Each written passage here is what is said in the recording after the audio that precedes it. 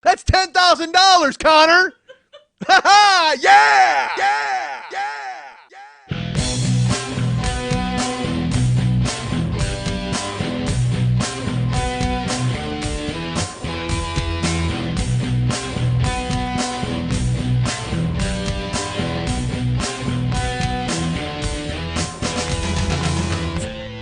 This show is not for sharpshooters.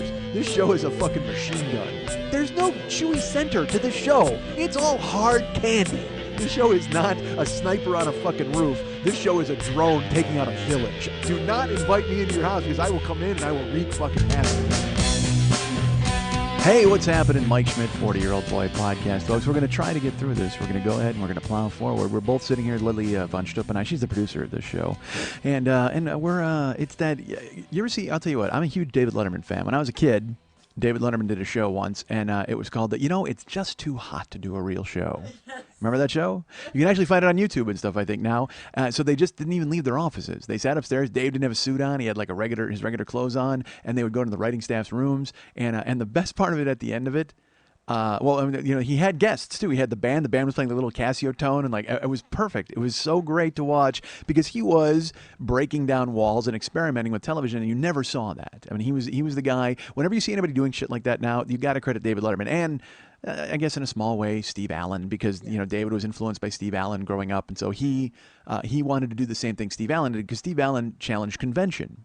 And although you'll look at it now and you'll say, wow, that's really old-fashioned. Well, put yourself back in 1968 when he was doing it or whenever the fuck he was doing it, and you're saying to yourself, holy shit, that's amazing. It's like when I say, you hear songs on the radio now. Like I heard a song. What song did I hear the other day? And I was like, this song. Oh, I heard "Boys of Summer" by Don Henley.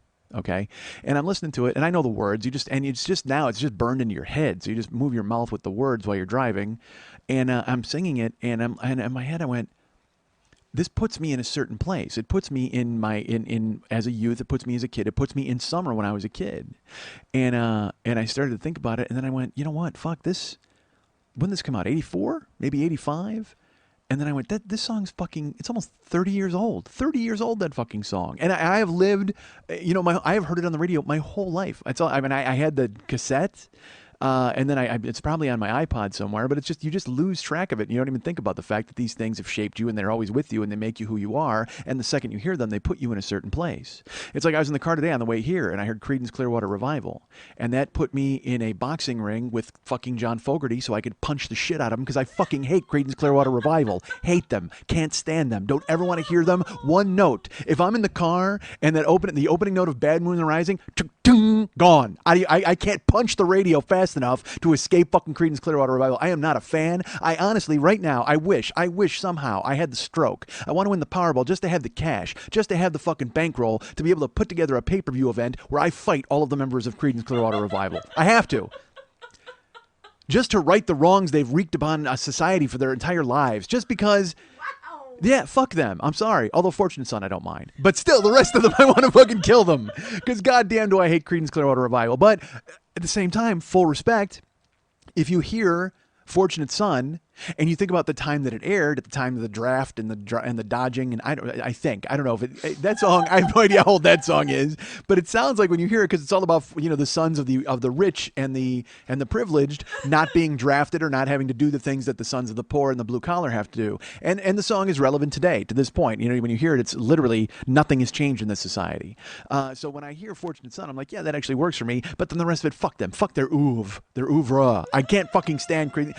Would you even call Creedence Clearwater Revival's output and oeuvre? And then, you know what? Fuck John Fogerty and fuck the other nameless, faceless dudes. Actually, no, I apologize. It was a 4-man band. Fogerty was in it along with Donald Creedence, Rick Clearwater, and Kevin Revival. If I remember correctly, that was the whole band. They didn't have room on the marquee for Fogerty's name. So they said, you know what? We'll let you sing. Because we can't fit your name in with the band, we'll let you sing. And he said, okay, do you mind if I write every single one of our hits and nobody remembers any of your names? And he said, that's fine, as long as our names get to be in the band. Because they knew Fogerty was the talent. And that's why I got to take him out first, motherfuckers. Because here's the thing. You take out the head and the body will follow. Actually, no, it's take out the body and the head will follow. So you know what? Forget it. We got to flip the script. I have to take out the nameless, faceless guys. I got to take out Donald, Rick, and Kevin, and Fogerty will fall.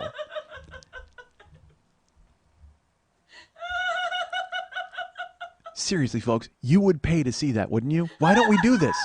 I got to start a Kickstarter to do that. A Kickstarter to see me fight celebrities. Holy shit, would that be the best? just to fucking climb in there. Because, they had that celebrity boxing. And it was like, Danny Bonaducci against Barry Williams and, all that horse shit. And that was real celebrities against real celebrities, or, guys who are on the tail end of their celebrity. Fuck that. We need celebrities to fight real people. Because then it's like the, it's the proletariat against the bourgeoisie. That's what it is, folks. It's the underdogs crawling out from under the sewer to climb into a ring and take on their betters. And that's what I want, folks. I want nothing better than to punch my betters in the face. That's what I want. Are you telling me out there right now, you're denying it? I see you. You get you're plugged into your iPod vagina and get your tweakedaudio.com/40 earbuds hanging out of your head. And you're shaking your head because you doubt this idea. But let me tell you something. If seriously, isn't it worth a $15 Kickstarter contribution to see me in the octagon across from Louis Anderson? Come on. And I choose him because we know he'll do it. He's already dove off a diving board in an old-time granny fucking swimming costume on TV and almost drowned and got dragged out by a fucking... He literally got saved by Ndamukong Suh, who's a football player for the Lions. Think about that. If you're Louis Anderson, all right, think of 10 years ago Louis Anderson, hosting fucking Family Feud and being gay, whatever the fuck he's doing with his life, that's fine. I think I just outed Louis Anderson. He is, actually. Yeah, he is. Yeah, he is. I just did. We should probably take that out, shouldn't we? No? You sure? No, who cares? No, who cares? That's great. Well, you know who does care, obviously? Louis Anderson, because he hasn't exactly discussed it with anyone, so... Wait, how do you know he's gay then? Did you... It's a really long story. Let's just say that there may be a reason why I want to make him the first guy I meet in the octagon. Oh, Christ. Maybe some of my stuff is still in his dresser. Who knows?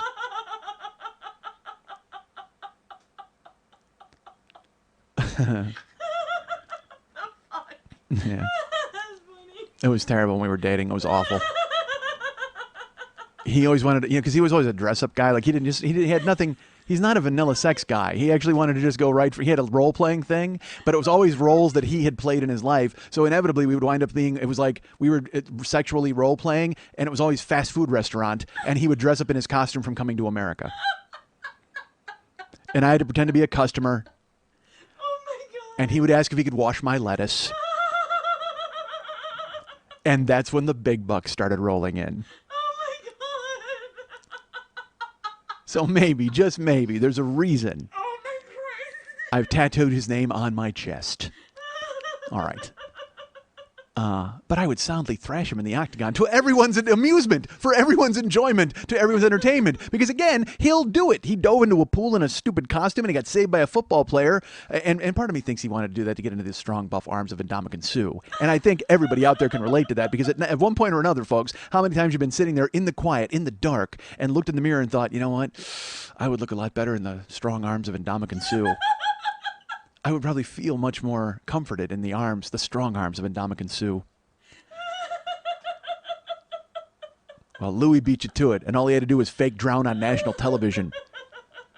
And sure enough, the strong, broad back of Ndamukong Suh swam out to save him and hoisted him up to safety. And tell me now that fucking Louis Anderson doesn't jerk off if he can still reach his cock. I have no idea if he can or he can't. Actually, I have it on good authority. Look, I outed him. Why not? Let's go ahead with all of Louis' secrets. I don't know if you guys knew this. He actually hires midgets to jerk him off because he can't reach his dick. All right, so. Look, midgets got to make money. If they're not, because again, they make all their money in the winter when they're dressed up as elves in fucking commercials. Okay? Or they're getting tossed in a bar somewhere. And people are like, oh my God, it's so degrading that you're getting tossed in a bar. Guess what? Would you rather be jerking off Louis Anderson? Now you know why midgets don't mind getting thrown around in bars. Because the only other possibility for them is jerking off Louis Anderson. There are only so many elf jobs to go around, folks. Holy shit. You can't make cookies all year round.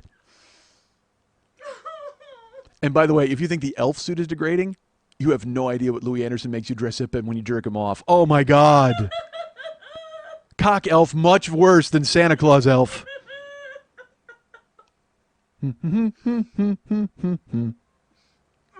Happiest time of the year. All right.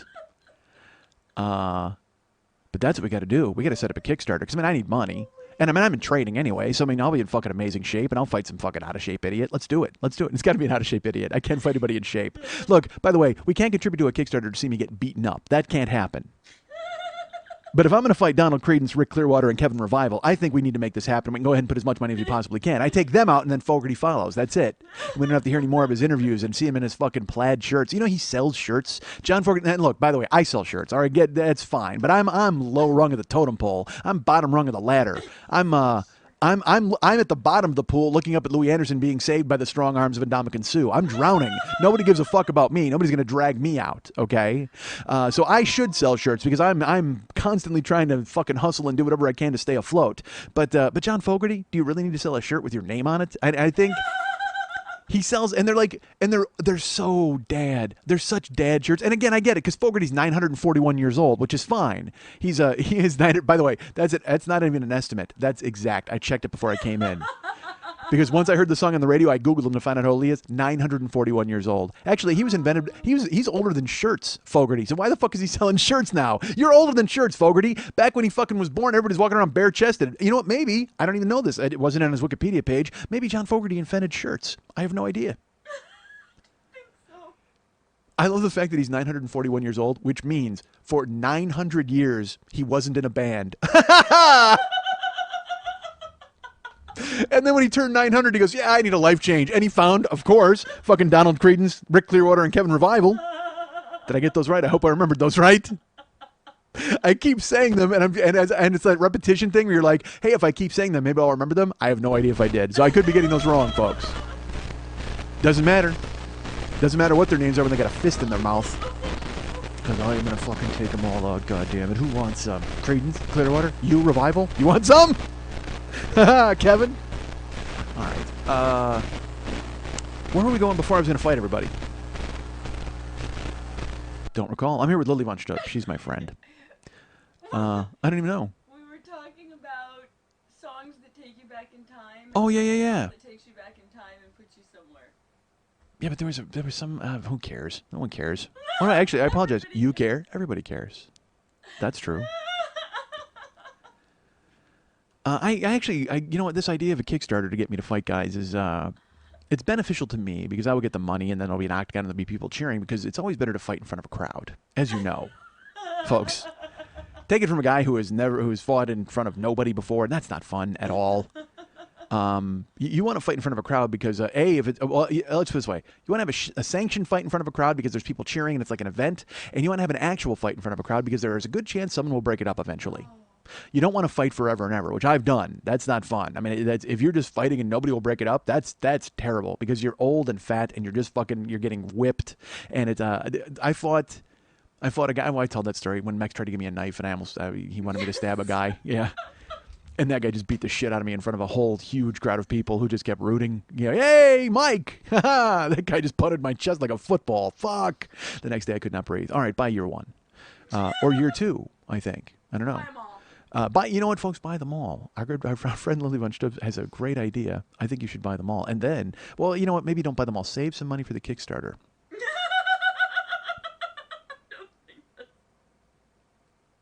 Because if you want to see me in the ring with Anson Williams, you're going to need some money to pony up. That's right. I'm only fighting people from when I was a kid. Although Louis Anderson wasn't paying when I was a kid. I was grown up, right? Wasn't I? Are you grown up? Stop that nonsense. Of course I'm grown up. I'm a full-grown, mature man. I don't quite have the strong arms of Ndamukong Suh, but I'm getting there, folks, with my workout plan, which I'll discuss in a minute, if I remember. You'll remember that, won't you, Lily? Sure. Of course you will. So, when you want to fight in front of a crowd. And I don't want to fight anymore, I'll be honest with you. I'll fight. If we do this Kickstarter, all right, fine. You've twisted my arm, folks. I'll fight. That's cool. I'm ready to take on anybody if as long as it's a sanctioned event and I get to wear my fancy shorts and my gloves that I want to wear, and then there's an octagon and then there's a crowd, and as long as the person across from me has more than 8 IMDb credits, I'm fine. You've got 3? Well, you need 6 more to get in the ring with me, sister. You want a piece of this? You better start booking some fucking roles. You got to have over 8 IMDb. It's like you got to be as tall as this arm to ride the fucking Space Mountain ride. You have to have 9 IMDb credits or more to take Mike Schmidt out of the octagon. I only fight people who've been cast 9 times. 9 times. He's been absent 9 times this semester. 9 times, Ed. Because I'm the nurse who likes to slam. All right. I know her. Pardon me? I know her. You know that who? I That know the nurse. the actress? Yes. No that's way. My friend Stephanie Blake. She's a 2-time Miss Exotic World title holder and a dear friend. And you know her She from was the singing from program Ferris. in Ferris No Bueller. way. Yeah. God, see, folks, this is what happens on this You're show. not fighting her. How many IMDb? Go check her IMDb page. I might fucking take that chick out. No, you are not. Bullshit. Find out if she's got over 9. She's getting a clothesline. Because I'm the nurse who likes to punch. Start staring up at the ceiling, and this time for real. This time without seeing somebody's eyes above you. This time you're just going to be looking up at the fucking lights as I stand over you and taunt you Ali style. That's right. Stephanie fucking Blake. More like Stephanie Liston. You're going down, and it's not going to be a phantom punch. And I'm going to stand over you and say, what's my name? And you're going to say, Mike Schmidt. Yeah, that's right. What's my name? What is wrong with you? Stephanie Blake doesn't want any of me. Again, if she's got over 8 IMDb roles, tell her to fucking step up. Tell her to get right in my face. Because there is nothing between she and I but air and opportunity. And if you want some of it, suck it up. Let's do this. That's right. I'll take on a Stephanie Blake. You know what? Let's do this. Fuck it. Let's do this. I'll fight Louis Anderson and Stephanie Blake in the same night. Yeah, that's right. They can fucking pull out a coin and flip it and find out who gets me first. And that's a strategy. That's actually a strategic meeting because Louis got to be like, well, maybe I could tire him out and then you could finish him off, Stephanie. And Stephanie be like, well, if I go first, maybe I can land a couple of shots and then you finish him off because you're a big guy with not much stamina. You come in and it's like they're just planning for nothing because they're both going to get fucking smoked. It's just going to be a Louis Anderson and Stephanie Blake grease spot in the octagon as I stand there with my hands in the air. What's my name? Sounds like the interlude from a couple years ago. Mike Schmidt. Mike Schmidt. Schmidt. Stephanie Blake. All right, well, fine. Let's see. We'll check out her page and see if she can step up. Folks, you got to have more than 8 IMDb credits if you want to climb into the octagon with me. That's the rules of the Kickstarter. Who wants some? Who fucking wants some? I don't want to fight anybody. I'm old. Only if you pay for the privilege. Again, seriously, only if there's money on the line and there's a Kickstarter and we do all this. And again, you have those all IMDb credits. That's the main thing. But I don't want to fight regular people anymore. Fuck that. There's no money in it. That's not fun. It's not fun anymore. And I will tell you this because, folks, I had an incident that we should probably talk about. Yeah. Again, I'm too old to hit people anymore.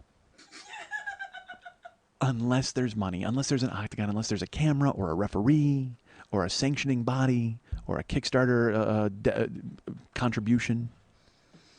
That's fine. All of that counts, and I will throw a punch in anger. But in real life, I don't want to fucking hit anybody anymore. I don't hit anything.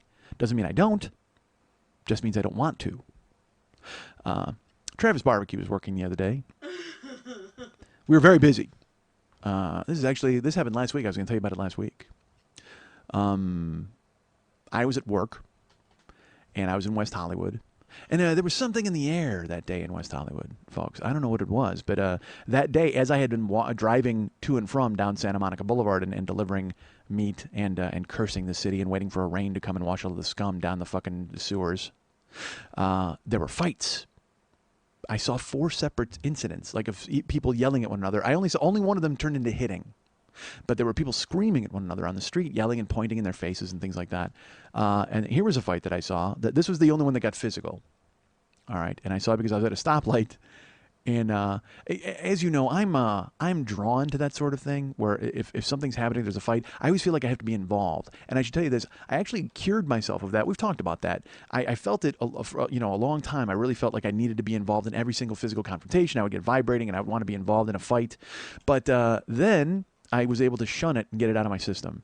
And that was indicated by one time I was at the mall with Karen and a fight broke out in the mall, like an actual fist fight in the mall. And people were ringing the fight on the second floor. They were looking down and yelling like animals, like in Bad Boys when fucking Sean Penn fought Esai Morales in the prison. But I walked away. I took Karen and because normally I would have stayed and hoped to bump into somebody so I could punch them. Like literally it was like that stupid. I can't explain why that was inside me, but it was. I wanted to fight everybody at all times. And in my head, I have, by the way. Was it you I was talking to the other day, Lily? I was talking with Lily the other day, and I explained her something, and I started to talk about a fight and go like forward, and she goes, why are you doing this? That's probably not going to happen. I said, well, I like to be 4 steps ahead of everybody, so when the fight does happen, I know what to say and exactly what I'm going to do. And she's like, you are a crazy person. And I'm like, yeah? How many IMDb roles do you have? Call your agent if you want some of this. I'll see you in 8 months. Which, by the way, you don't want to see me in 8 months. I'm going to be carved out of wood. You want nothing of me. You don't want to be in the octagon with me. Forget about it. You get a shin to the forehead and lie down. Good. It's early. I can see a difference. Well, we'll talk about that in a minute. But I go to the gym and stuff. I'll just say this now, and then we'll get to it later. Well, no, there's a reveal. I'll tell you later. Finish fight story. Let's finish this story. So I'm in West Hollywood, and I'm driving, and I hear yelling. I've heard yelling all day, and I've wow, look at that. Those guys arguing and pointing. But nobody had ever stepped up to any sort of physical confrontation. So I'm right there on Santa Monica Boulevard, and I hear yelling and screaming, and I look to my left, and there's a couple of guys going at it. And I'll tell you this about West Hollywood. West Hollywood, if you don't know about the area of West Hollywood, let's tell you this. Every day on my way to work, I drive past the Studs Theater, which is showing gay porn from 4 o'clock in the afternoon until the wee hours of the morning. I only know that because of the sign. Please don't think that I wandered in. Hey, what are you guys showing today? The Incredible Misadventures of Cockmouth. Well, I'll just settle in for 5 or 6 showings of that. I don't even want to know what his incredible misadventures would be, really. He's just getting caught in a crossfire at a bank robbery, or today Cockmouth goes on a submarine. Oh, and wackiness ensues. They don't even like Cockmouth in the military. Who are we kidding? Cockmouth gets nowhere near a submarine. Although he wants to be near the submarine. Why? Because it's full of semen. All right, so how does 8-year-old Lily not get the punchline to that? I set you up. I lobbed that to you. I gave you the opportunity. You saw the look. You Yeah. saw the scans on my face. But I wanted you to jump in and finish it. It would have been perfect. Look at us doing 8-year-old jokes, or jokes for 8-year-olds. Well, that's not really a joke for an 8-year-old. Hey, Timmy, how come Cockmouth wants to go near the submarine? Because it's full of semen, Dad. All right, Timmy. Let me tousle your hair and ruin the rest of your life. All right, so. Telling a kid Cockmouth jokes. Bomb Pop and Chinese Rick do not know what they're in for. I don't even wait till they're 8. I drop that on them like 2. Are they still coming? Oh, of course they're coming. Okay. It's a very slow boat. There was a snag once they found out my butler quit. They were like, I said, look, I have neighbors who'll change these kids, I'm sure. And I'm still looking around for a dry cleaner that cleans silk pajamas. I got to find that. In their silk pajamas. I drive around and I have the interlude songs in my car. And it's fun. It's so funny. Because the music is so, you know the music the instant you hear it, but then the words are different because Max changed them up. So I'm in the car and I'll be at a stoplight. And it'll be oh, oh, oh, bomb pop, little Chinese Rick. And someone will have their window down next to me, and I'll be singing, oh, oh, oh, bomb pop, little Chinese Rick. And they're like, what are you doing? I'm so in love with bomb pop and little Chinese Rick. And they're just like, that's not the song. Those aren't the words. And I don't care. I'm just singing in my car. They're my 2 sons, bomb pop and little Chinese Rick. Oh, silk pajamas. All right, so. But I sing them and people, but they will blare out of my windows and people will look and they're like, I recognize that song, but that is absolutely not the lyrics. But I don't care, damn it. Oh my god. And the fucking Curtis Mayfield, the from the Bedbug song, because I had the Bedbug song in my car too.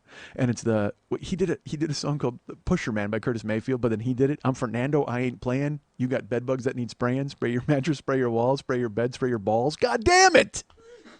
I'm the Orkin Man. I just don't think his genius has been appreciated as much as it should be. And this is why I drive through Santa Monica blaring it out the window, because eventually someday someone's going to go, hey, what? Who's that? And why is he singing those words? Well, because I love Bomb Pop and Little Chinese Rick.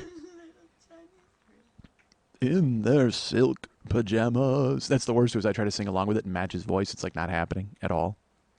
Schmitty's 5 years old into show and tally strolled. I can't stop. All right, so and now what's funny is when even Jesse's Girl, because Jesse's Girl's burned into my brain. I remember I talked about songs that take you back to a certain point. Well, that's from '81, and I was hooked and I was into it. I bought the album right away. I loved him, and so that song's burned into my fucking skull. Where it's just I could in my sleep if you played it if you put headphones on me while I slept, I bet I would mouth the words to Jesse's Girl in my sleep. It's just an automatic response at this point. It's like a fucking morning hard on. It just happens. There's nothing I can do about it.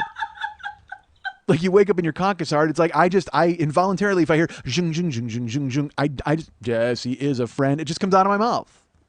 Except now, the other day at my house, fucking Jesse's Girl came on my YouTube, or not my YouTube, my iTunes, and I was sitting at the thing, and Roger is my boss. That's what I said. I said that instead. Yeah, he thinks that he's a good friend of mine, and I'm like, wait up, dude, and it's like in my head, it's confused. Jesse's Girl, Jesus Christ, because that is 32 years old. So it's emblazoned on my brain. It's written on my cerebral cortex, as most of my Rick Springfield lyrics are. And I know you're probably thinking it's weird that I would store them in my brain because everybody else stores them in a computer. They're all dancing to a drum machine. But they're all talking to computers. Anybody? Nobody? Oh, man. I'm tired of living on the outside instead of getting caught between. So cold and calculated, alone in the modern world. But you know, Sally, she's got a hard time holding back. The alley to her heart is a beaten track. She's got the love monkey riding on her back. He wrote that with a straight face. She's got the love monkey riding on her back. If you want love, I got it. Come on, folks. So I'm driving. I'm on Santa Monica Boulevard, and I hear screaming and yelling and pushing and shoving. And it was not in the vicinity of the Studs Theater. No. I was further down the street. So anyway, I guess I didn't really explain what West Hollywood was, unless the Studs Theater told you all you need to know. But for those of you who really want me to just lay it out there for you and lay it right in your lap, which by the way they would love to do in West Hollywood. West Hollywood is Boys Town, out here. It's where it is, and it's not even. It's like it's San Francisco within Los Angeles. I mean, it is the most densely populated Garia. It's a Garia because all the gay guys are named Gary. It is just a very accepting community, and it's where a lot of the gay people have been. There's tons of gay bars all over the place. And as I was driving down the street, so I heard this yelling and pushing and shoving, and I looked over, and right in front of Hamburger Mary's, which is a bar, I believe, of the gay persuasion, although it might not be. They had a burlesque show the other day. Is it a gay bar? Burlesque and drag. Burlesque and drag? Yeah. Okay. Well, that would make sense about the fight that I saw. Because out front of Hamburger Mary's, because, I mean, even if it wasn't a gay bar, you should have to suck a cock to get in there, right? Just from the name. I mean, that is just, No. it's the gayest name of all time, Hamburger Mary's. not. It does. Because it sounds... Hamburger Hamlet is the gayest name What? ever. That's a real joint. So is Hamburger Mary's. They have like 12 of them all over the country. And true, and Hamburger Hamlet's the only one where they encourage you to put meat in your mouth. So I guess really that's... So out front of Hamburger Mary's, there's a couple of dudes, and they're in a square off, and they're yelling, and they're screaming, and I should tell you they were. It was an interesting matchup because one of them was fabulous, one of them was not, and those are always interesting matchups, because the straight Latino guy, who had no style whatsoever, was just vulgar and yelling and screaming and pointing. And Mr. Fabulous, not to be confused with the horn player or the maitre d' at Chez Paul, Mr. Fabulous. But this is the guy I'm terming West Hollywood's Mr. Fabulous, in his tank top and his boy shorts Oh, yeah. and his lace-up knee-high moccasin boots. Woohoo! As if he was trying to be all of the village people at once.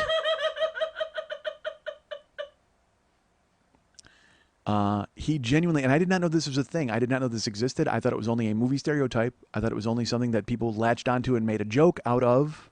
I thought some improv actor somewhere had created this as a move, and then it caught on like wildfire. But apparently there are real people who do this.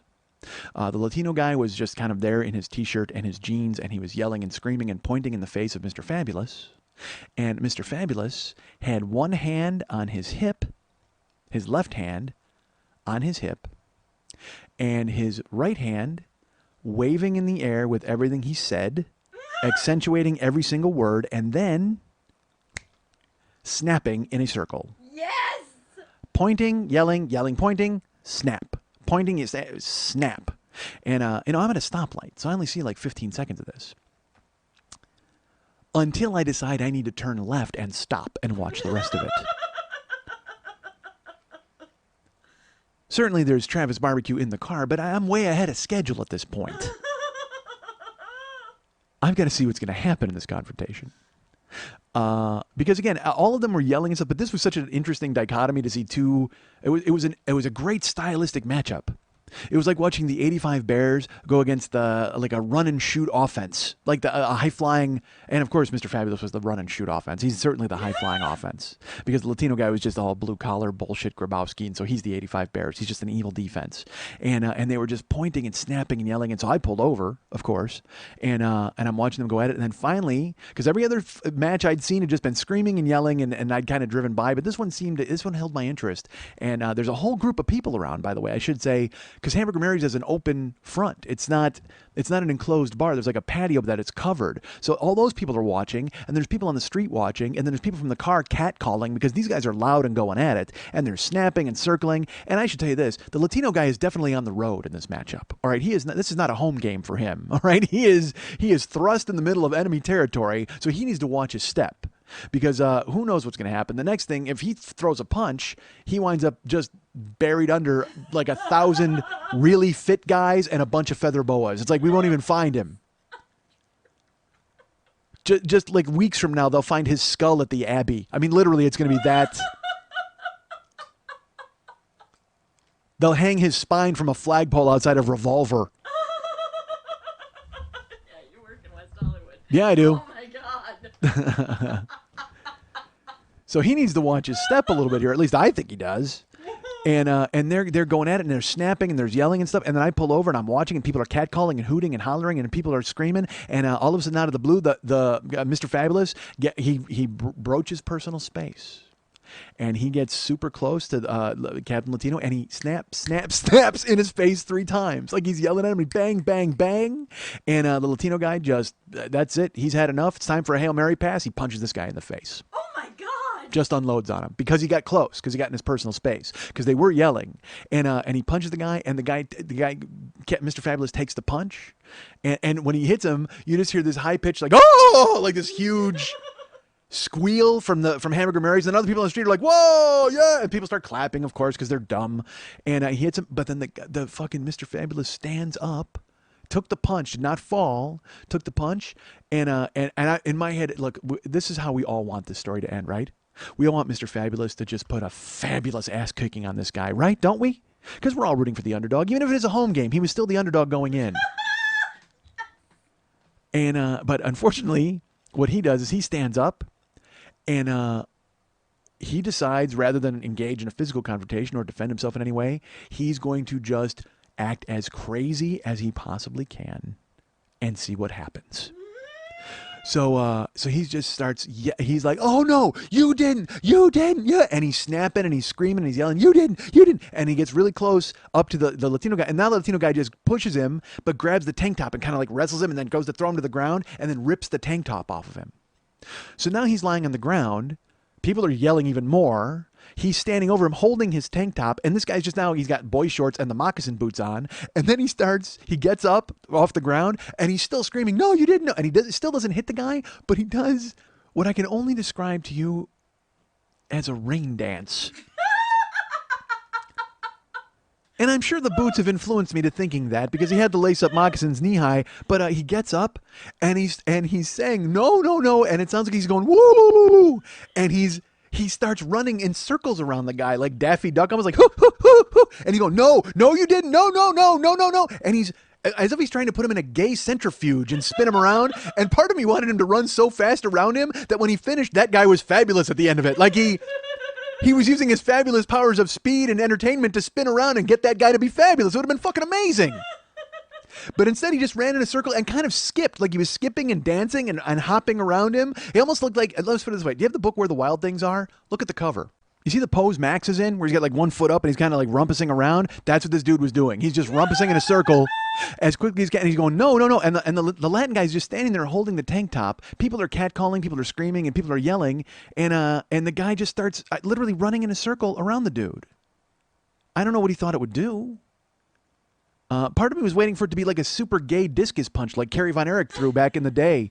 Kerry Von Erich would throw a discus punch where he'd like wind up and do a spin and then punch a guy in the face. So I'm like, this is what it's going to be. He's going to run in circles around this guy and distract him like Daffy Duck and then eventually just all of a sudden hit him in the head with a fucking shotgun or something. Something's going to happen. Or maybe a safe will fall on him. Maybe this is something they do all the time. It's out front of Hamburger Mary's. Maybe this is what they do. They get in a fight with straight guys and they drop a safe on him. Or maybe there's an anvil. Because maybe he was distracting him while a group of his gay friends, the rest of the village people, the amateur village people, they're up on the fucking roof of the bar and they're trying to get the anvil. They're struggling to get it over the side to drop on this dude's head. Because again, he's got home field advantage. He knows every nook and cranny and he knows there's an anvil on the roof and it's going to fucking drop on that dude. He's just got to keep him in that spot long enough for 12 dudes to fucking hoist it over the side. So I'm sitting there. I got barbecue next to me, and part of me actually wanted to open it up and start gnawing on a rib because I'm enjoying myself. But then he just continues to run in a circle, and the Latino guy is just standing there, and then he just starts laughing. The Latino guy, and this dude is like freaking out at the top of his lungs. He's yelling, and he's dancing around in a circle, and he's yelling, and the Latino guy starts laughing, and he turns around and just walks away. And you would think that would stop the rain dance. Did not stop the rain dance at all. He continues to dance in his rain dance, and the Latino guy's walking away, and he's holding the tank top, and he's still doing the rain dance, and I'm sitting there, and this whole thing takes place. I'm stretching it out, but it was maybe a minute. I mean, literally, they're just 90 seconds, and then finally the rain dance stops, and he's like, "Where are you going? Where are you going? You want my shirt? Yo, is that what you just want my shirt?" And he's yelling at him, "You take my shirt. You take my shirt." Latino guy keeps walking. He goes, "You want my shirt? Well, you take my pants. You can take my pants too." And he takes off his pants. Takes off his boy shorts, just fucking naked right there, other than the moccasin boots, and starts running after the guy with his pants. And the Latino guy's just walking with the tank top, and he's just yelling at him. He's going, "Here, take my pants, take my pants." And I just, at that point, I drove away. I went, well, I've got food to deliver. Travis Barbecue has seen enough of the scum in the streets having a battle. And obviously, despite the rain dance, our great rain is not coming to wash the scum into the sewer.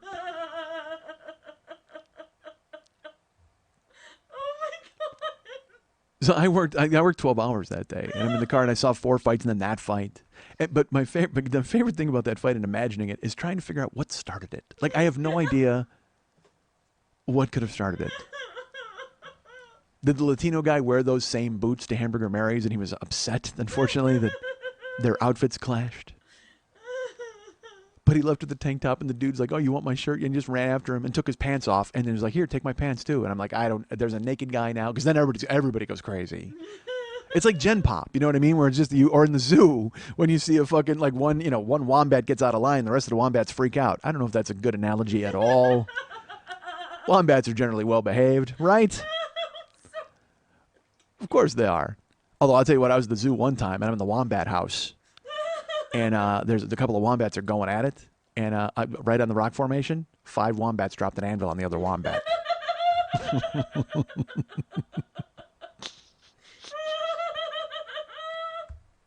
Oh, that's fucking great. You know that's what I'm doing in the octagon, right? Literally, I'm going to be engaged in a fight with John Fogerty, and fucking Donald Creedence, Rick Clearwater, and Kevin Revival are going to have a fucking heel turn, and they're going to drop an anvil on Fogerty from the top of the octagon. God damn it. Because I whipped their ass and they respect me. So now they're in my posse. They're in my Legion of Doom. It's me, Jake Roberts, Rick Rude, King Kong Bundy, The Spoiler, The Road Warriors, and Donald Creedence, Rick Clearwater, and Kevin Revival. That's the new Legion of Doom. Me and Precious Paul Ellering are managing it. Fuck yeah, who wants some? I like to think that Mr. Fabulous wouldn't fight the Latino guy because the Latino guy did not have enough IMDb credits.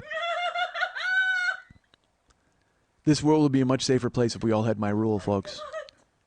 If we all had my rule. So I see all those fights that day and that Sunday, and I'm working 12 hours, and it was real busy. Like I was going in and out of the building with food all the time.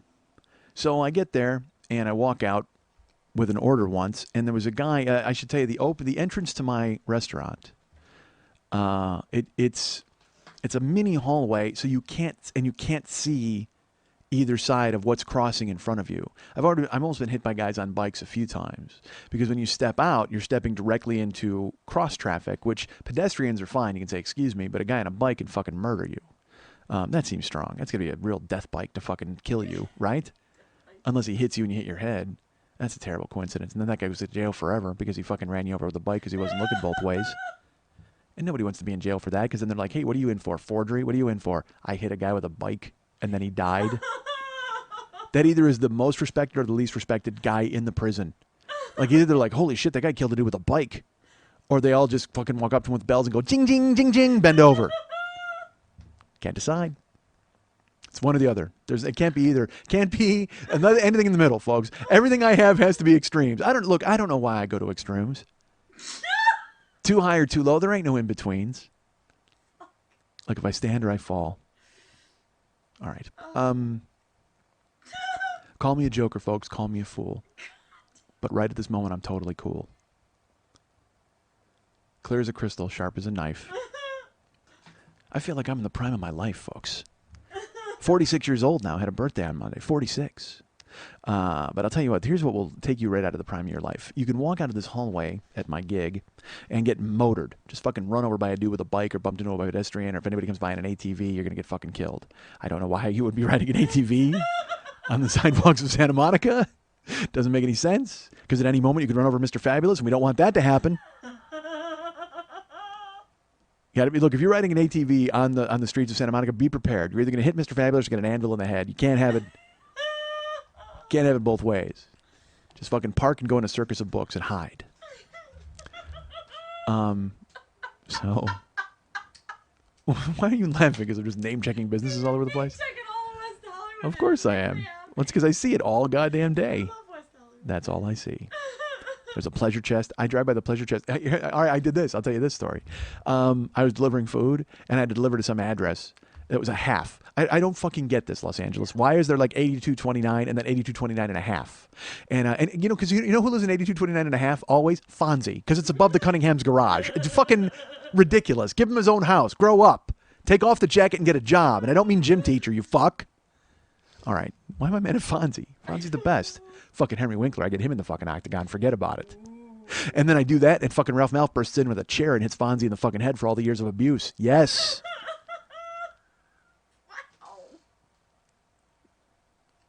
All right. Maybe I get Bayo. Maybe Bayo shows up, drops a wah wah wah on everybody, takes off. You know what? I have a good chance of getting Erin Moran in there. Let's do that. Let's kickstart me fighting Erin Moran, because she's like, last I saw, wasn't she blowing a dude in Indiana? Wasn't there some story where she was like at a drive-in and she sucked a guy off at a hotel for a beer? I mean, it was like the weirdest story, out of the blue too. Because it's like I haven't thought of Erin Moran in fucking forever, which is fine. She was naked in a movie called Forbidden Galaxy, Phantom Forbidden, not Forbidden Planet, but it was something like that. Galaxy of Terror. There you go, folks. Look that movie up from the 80s, Galaxy of Terror. And I don't know if it was body double or if it was her being nude, but she got fucking like raped by a slime monster, and I'm pretty sure she was topless. And for me, that was a big deal as a kid, because it's like, well, there's Joni. Whoa, there's Joni naked. And let me tell you, I wah-wah-wah'd quite a bit that evening. But now I could get her. Now I got a shot at her. Fuck, if I get a dime bag and a fucking bag of Slim Jims, I could fuck Erin Moran in a car hood. All right. So maybe I don't fight her. Maybe we start that Kickstarter. All I need is a dime bag and a bag of Slim Jims, and then I'll fuck her and we'll film it and we'll put it up. You know what? That's an even better idea than fighting them. What if I fuck old celebrities and just fucking do that? These people are into it, right? They gotta be. They're on their way down. I'm on my way up. Maybe part of that's wrong. Oh my god. But just fucking work out some old school celebrity. That'd be great. Oh my god. The fuck is Roz Kelly doing these days? She's dead. Actually, I can't do her. Susie Quattro? She's alive. I could fuck Leather Tuscadero. All right. You know what I would do? I would fuck Susie Quattro, and then I would hire the actor who played Sheriff Kirk to come in and then get everybody chanting "No more jail" or "Go home, jailbirds." Wow.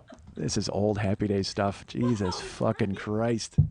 All right. So, folks, So in my building, when you walk out the door, when you walk out to the hallway, not the hallway, it's the sidewalk. You walk down a hallway to the sidewalk. And people are crossing, bikes are crossing, ATVs are crossing. It's terrible. Anvils are dropping. Watch your head. Watch your head. And that should be that's actually the West Hollywood city motto. Watch your head. Means different things to different people. Holy fuck. So, what if the Studs Theater was just an elaborate ruse to get a guy into the doorway and they drop an anvil on his head? It was just... I should have known when I saw that the proprietor was W.E. Coyote. So... Because it's not even a theater. He painted it on the head of a wall. It's literally just a face of a theater he's painted on a wall. So you walk up to enter and an anvil drops on your fucking head. That Acme spills some magic paint. Oh, fuck me. Honestly. Turn the show off because it's not going to get any funnier than Wile E. Coyote painting a gay porn theater face on a wall so he can drop an anvil on your head. Why is he in West Hollywood? Why is he there? I don't know. If we'd go realistic with this, I have no idea why. Did he get a tip that the coyote's here somewhere? I don't know. Perhaps he's just tired of coyote chasing and now he's there taking care of business on the streets of fucking West Hollywood. He settled into a lovely career of painting a gay porn theater face on a flat wall, a cave painting, and then he's dropping anvils on your head when you go in. Is that technically a hate crime? Yes. I think it is. If he tricks you into going to a gay porn theater and then as you go to enter he hits you in the head with an anvil, definitely a hate crime. W.E. Coyote. Fuck. All right. So I'm walking out of my building, and there's a sidewalk out front, and there's people crossing to and fro, as I mentioned, and if I walk out and I almost bump into somebody, I will let them pass. You know, I don't like to bump into anybody, so I've come to hesitate as I get to the sunlight. So I go to walk out, and a dude crosses in front of me, and I just missed him, but I stopped, and he went through, and he didn't say anything to me, and I didn't say anything to him, and I didn't make eye contact with him. And then I immediately turned out, and I had to follow him because my car was around the corner. And I did take notice of, as I'm walking, I looked at him, and he's a black guy, but he was dressed like a crazy preppy. Like, it was so weird. Like, he had almost like yellowish orange cargo shorts on, but they weren't cargo shorts because cargos have a bunch of pockets in their baggie. These were kind of tight. They went down to his knee, like just down to his knee where the leg was. That's what I mean by cargo shorts, the length. They weren't short shorts, but they were just like knee length, orange and yellow, kind of like fucking fruit stripe gum, like with the stripes. And then he had a yellow sweater over an orange polo with the collar popped. And he was carrying a bag. And he had just tennis shoes on, but no socks. And it was so funny because, again, I'm just used to sizing people up really quickly. So that's why I know all of this stuff. I literally saw him for 3 seconds when I was behind him. Okay? But I did notice this. Again, I noticed his outfit. And also I noticed that his legs were shaved. Okay? And he's walking, and I turn the corner. I'm Travis Barbecue, man. I'm holding the bag of food. I got to bring food to the masses. And I'm right behind him, and I turn the corner. I just get behind him, and I got my head down. I didn't say anything to him. I didn't make eye contact with the fucking guy. And I said he's carrying a bag, and I see in the bag there's a wig, like right on the top. So I just take a few steps, and he takes a few steps, and I'm kind of directly behind him because he's moving at the same pace as I am, and I merged in traffic directly behind him. He short stops on me. After about 6 steps, he just stops, and he turns around, and I stop, and because I almost fucking walk into him because he turns around to me, and this is the first time I look up, and I look at him and his face, and he has makeup on, he has eyebrows drawn on, and red cheeks, and it looked like lip gloss, it wasn't lipstick, and so I fucking stop because he stops in front of me, and he turns around, and I look, and I go, "Hey, excuse me," and he just goes, "Fuck you, motherfucker," and I don't know how to respond to that. I mean, I do. 10 years ago, I would have just said, "What the fuck are you talking?" and just gotten in his face. But I'm Travis Barbecue. I'm just trying to fucking get my work done, man. I just want to make some money and get the fuck out of there. And I don't want to hit anybody anymore, like I said. And he goes, "Fuck you, motherfucker!" Like, I mean, he's an inch from me, and so I just And I go to walk around because it's Hollywood, man. It happens all the fucking time. People yell, they scream, they say shit. Homeless people say mean shit to you, and you just fucking, you know what? You just Robert Patrick from the Terminator right through it. You just fucking walk through fire, and you don't even acknowledge it because it happens all the. You guys live in cities. Anybody who lives in any big city, any fucking city, this happens. If you're out at night, it happens. Someone will catcall at you from a window. Someone will say some shit, and you can choose to escalate it if you want. And all my life, I've chosen to escalate it. All my life, I've chosen to be the guy to just go, oh well, you want to talk shit to me, then we're gonna go fucking round and round and let's do this. But now I've decided I don't want to escalate anything, man. I just want to fucking live my life and be successful and do the best that I can for me, and not. Look, I can't have anybody bust me in the grill. I'm good looking now. I mean, what the fuck? I'm just starting to find out I have cheekbones again. I can't fucking let anybody hassle with that, right? I gotta go ahead and fucking put this in play before I let it get fucking ruined. So he goes, fuck you, motherfucker. And I go, pfft, and I go to walk around him, and he steps directly in front of me. He goes, no, fuck you. You want to fucking fuck with my shit? You want to touch my shit, nigger? Is that what you want to do? You want to fuck my shit, nigger? Is that what you want to do? Oh, you want to fuck me? Is that what you want to do? You want to fucking climb on me and you want to fuck me? And he's pointing in my face. He's an inch from me the entire time, and he's small too. I should say he's only like 5'9". And so I'm like, if the funny thing was, if anybody's behind me watching this, they don't see him at all. It's just it looks like a wall has stopped and is holding and just standing there, and you just hear this voice like I'm talking to myself. Because he's in my face pointing at me. He's like, fuck you, motherfucker. Fuck you. You want to fuck me? Is that what you want to do? You want to fuck me? You want to touch my shit? You better fucking pay. It's $300 if you want to touch my shit. And I just fucking kept walking. I started, I will tell you this, like, because I've kind of diffused my old rage thing. I mean, it's still there. It shows up. But that was such a ludicrous situation because and he never put his hands on me. Let's put it this way. I have triggers. Like we all have triggers. All right. If he would have gone with fat, if he would have gone with pussy, if he would have gone with any of that, but if you call me nigger 100 times, you're not going to fucking bother me. All right. It's because you are so clearly not seeing the big picture in all of this. So he's John and he's pointing, hey, fuck you, nigger. You want to fuck me? Is that what it is? You want to grab my shit? You want to grab my dick, nigger? Is that what you want to fucking do? And I kept walking and he follows me around the corner. And the thing is, I will tell you this, I don't want to get in my car because I don't want him to see what my car looks like because it's going to be there all the fucking time. And who knows if I'm inside one day, he doesn't show up and decide to fuck with my car. I have no idea. And that's all I have right now is my fucking car. That's my life. It's my job. It's everything. But I also don't want to fucking stand up there and get yelled at all goddamn day. And I also got a handful of ribs that are fucking getting cold, goddamn it. And so that's another reason why I don't want to fight him because I'm working. You know what I mean? So, I mean, surely I could have bashed him over the head with a fucking bag full of chicken. But I mean, that's... And by the way, that doesn't work metaphorically either because that's terrible. Literally, if the cops show up and there's a black guy unconscious and I'm standing there, I go, yeah, I hit him with a bag of chicken. That's a hate crime, right? I think that's a hate crime. Because the cops, he got my ID and he's writing it all down. He goes, bag full of chicken? Ugh. I mean, we're used to anvils and stuff, but a bag full of chicken, that's new. But I'm sorry, I have to think of a white guy knocks out a black guy with a bag full of chicken. You throw a hate crime charge on there. So I just kept walking, and then he would not stop. He was right. He never touched me. That would have been bad, because then I would have put the food down and I would have body slammed the motherfucker because he was tiny. He was a little fucking guy. He was just a chihuahua yapping.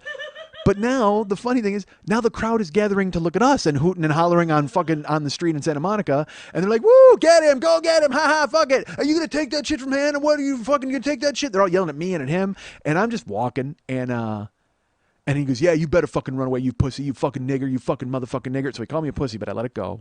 Yeah, you motherfucking nigger, you fucking grab my shit, you want to fuck me? Is that what you want to do? You want to fuck me? It's $300, you want to fuck me, motherfucker? Yeah. And he followed me to my car, and I opened the door, and I put the food in, and I was going to get in the car, but then he was just standing there, and he's like, yeah, motherfucker.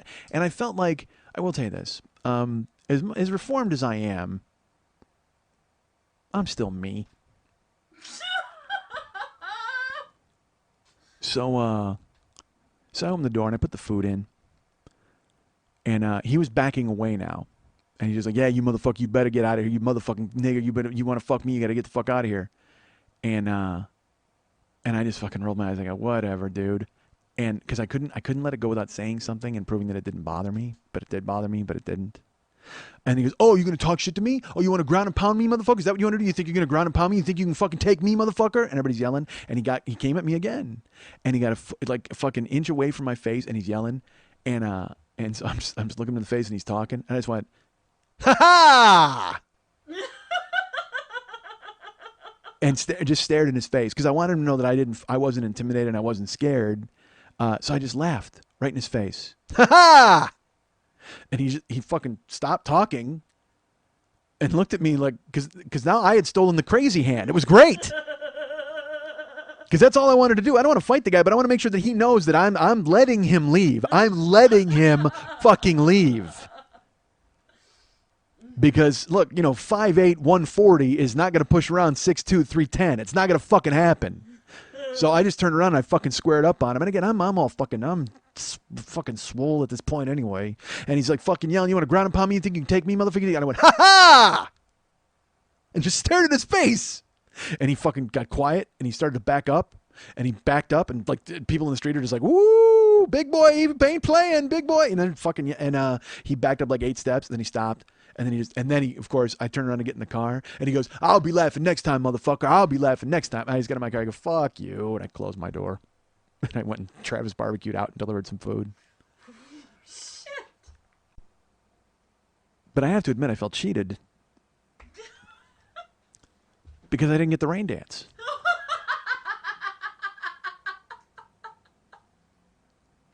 Like, I thought that was some sort of stylized West Hollywood martial art. Maybe that was something that I had missed, and it was something they all train in. It was like Fabulous Foo. But he did not have a rhinestone belt in Fabulous Foo.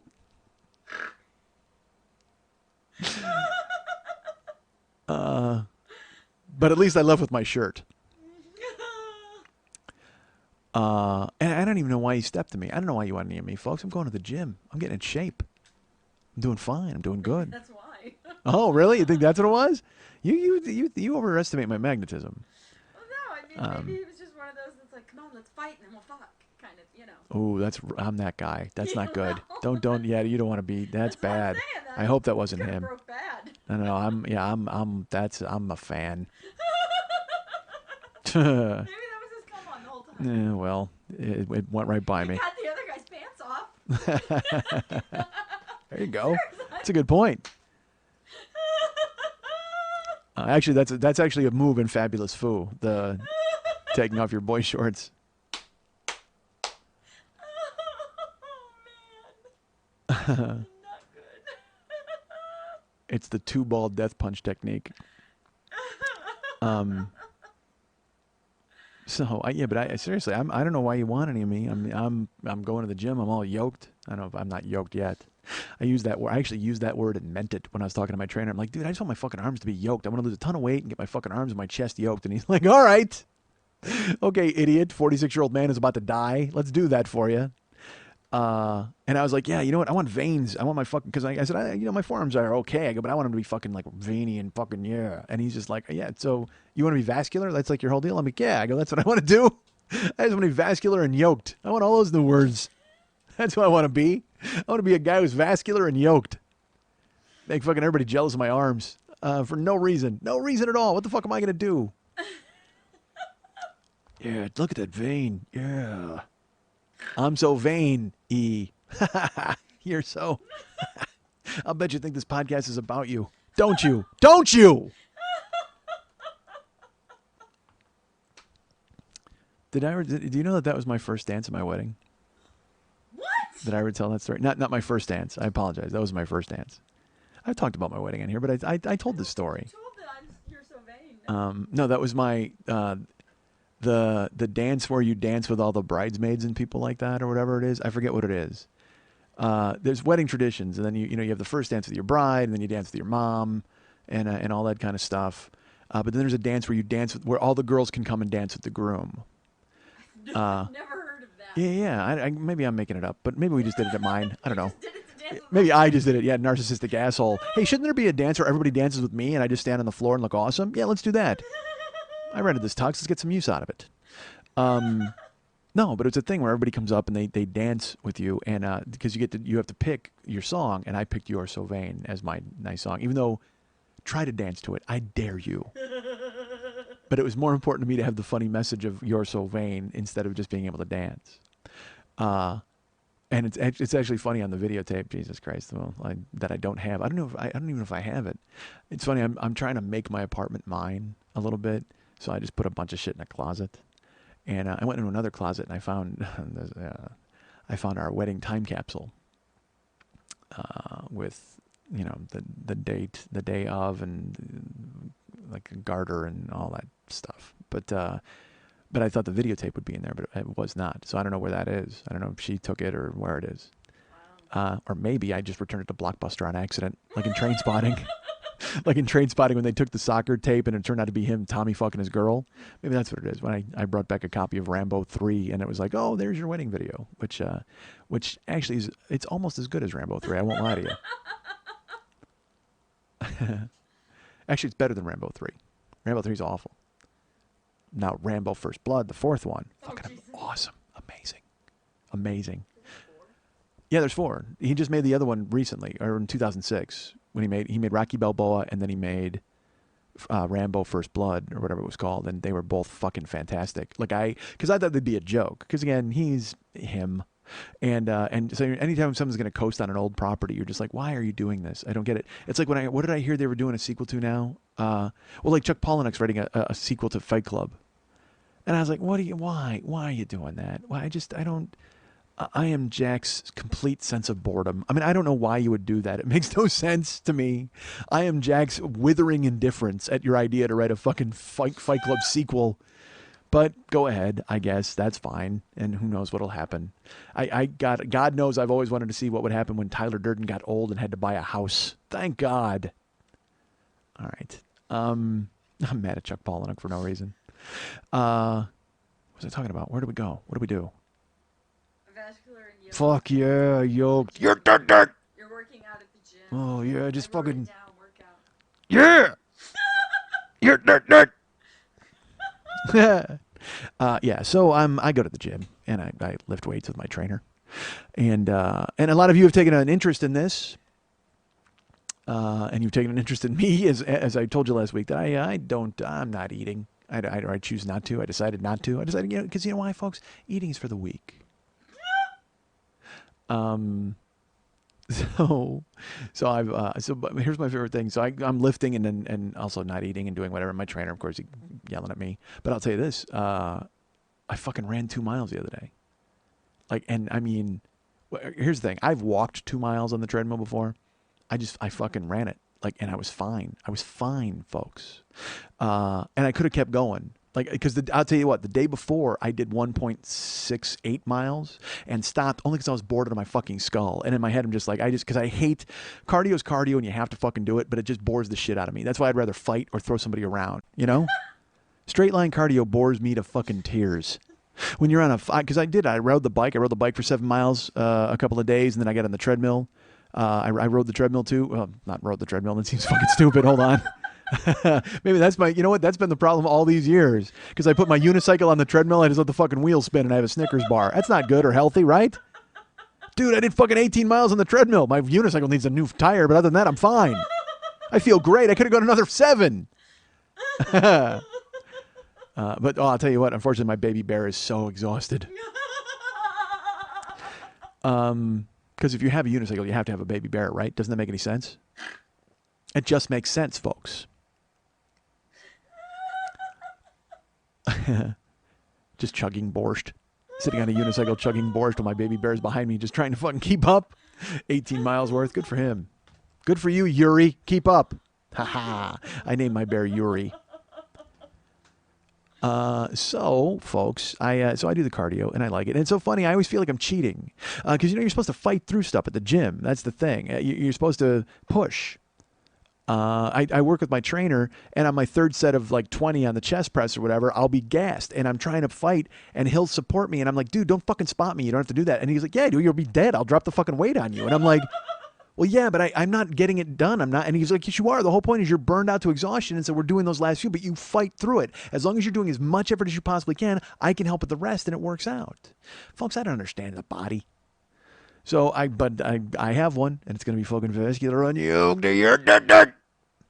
So So I get on the treadmill the other day, and like I said, I did 1.68 miles. And I look, when I was unfat Mike, when I was really losing weight and going to the gym doing fucking judo and jujitsu and stuff, I never did judo, jujitsu. I got ahead of myself. Mixed martial arts. When I was doing that, Muay Thai and jujitsu.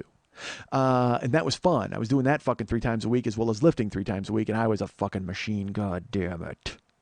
And so then I was in shape, and I was on the treadmill, and I would do 2 miles a day on the treadmill, 3 days a week.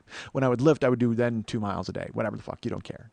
Folks, let me get my appointment book from 2006. All right, so 2006 was a glorious year. I was losing my weight. I was working out. I was making money. I was writing. The Bears went to the Super Bowl. God damn it. Let's go back in time. We got to go back in time. Marty, we got to go back in time. Do we got to kill Hitler? No, we got to go to 2006. Maybe watch the Bears win the Super Bowl and I can make some money and fucking hit a treadmill. I want to go to jiu-jitsu class. Hop in the DeLorean. Idiot. Let's go back to a glorious time when I actually had money in the bank. So I get on the treadmill, and the other day I did 1.68 miles, and I made myself stop. I could have kept going, but I was like, nah, just get the fuck out of here. Because I'd already lifted that day anyway, and I was a little gassed, but not super gassed. I mean, I could have kept going, but in my head, your head tricks you. Your head tells you you're done. I have the same problem with food. My head tricks me into thinking I'm not done. My head's all fucked up, folks. Because at the gym it'll go, you're finished, you're good, you put in a lot of work out here. And then if I go to a fucking a dinner table or something, it's like, dude, eat, just keep eating because it tastes good. And then my head checks out, and then my stomach is full. It's just fucking nightmarish. So that's why I don't eat anymore, folks. Eating is for the weak. Eating is for the simple-minded. That seems strong, because you guys all eat. I don't mean to cast aspersions. I don't mean to throw a shadow over all of you. But stop eating if I can bring a message to you. So then the other day I'm on the treadmill, and I had my iPod, and I threw in the fucking tweakedaudio.com/40earbuds, and I'm listening, and I just threw a towel over the face of the treadmill. And look, I'm not doing inclines and speed, and yes, I know you're all fancy and you're all better than me. Good for you. But still, I'm getting there. Oh my God, I am getting vascular and yoked. So I should make that noise at the gym more often. More often, as if I do it now. What if I did it now? I do it right when I start my workout and right at the end. It's like the punctuation of it's the parentheses around my workout. Is it going to freeze again? You're freaking me out. No, we're good. Folks, we've already had a problem. A couple of weeks ago, I think I made a mention. There was buzzing and popping and hissing, and we talked about that. And then 18 minutes of the show was actually eaten. And oddly enough, they found it in Richard Nixon's library. It was strange. Nixon makes a reappearance, folks. Come on. But yeah, there was 18 minutes of the show was gone. And again, I don't have a script, so I talk a lot and I forget things. So I forget. I don't even know what the fuck went into the ether that day. But we just were sitting here and I was talking, and the computer just, Audacity, because sometimes it'll freeze and Lily will notice it freezes, and then I see her face and I'm like, what the fuck happened? Are we in trouble? Because you have to keep saving project or else you lose show, and that's what happened with the 18 minutes. I'm sitting here, and Lily made a scary face that I've never seen before. And I'm like, what the fuck? What just happened? And she goes, Audacity just turned itself off. Like it just committed suicide.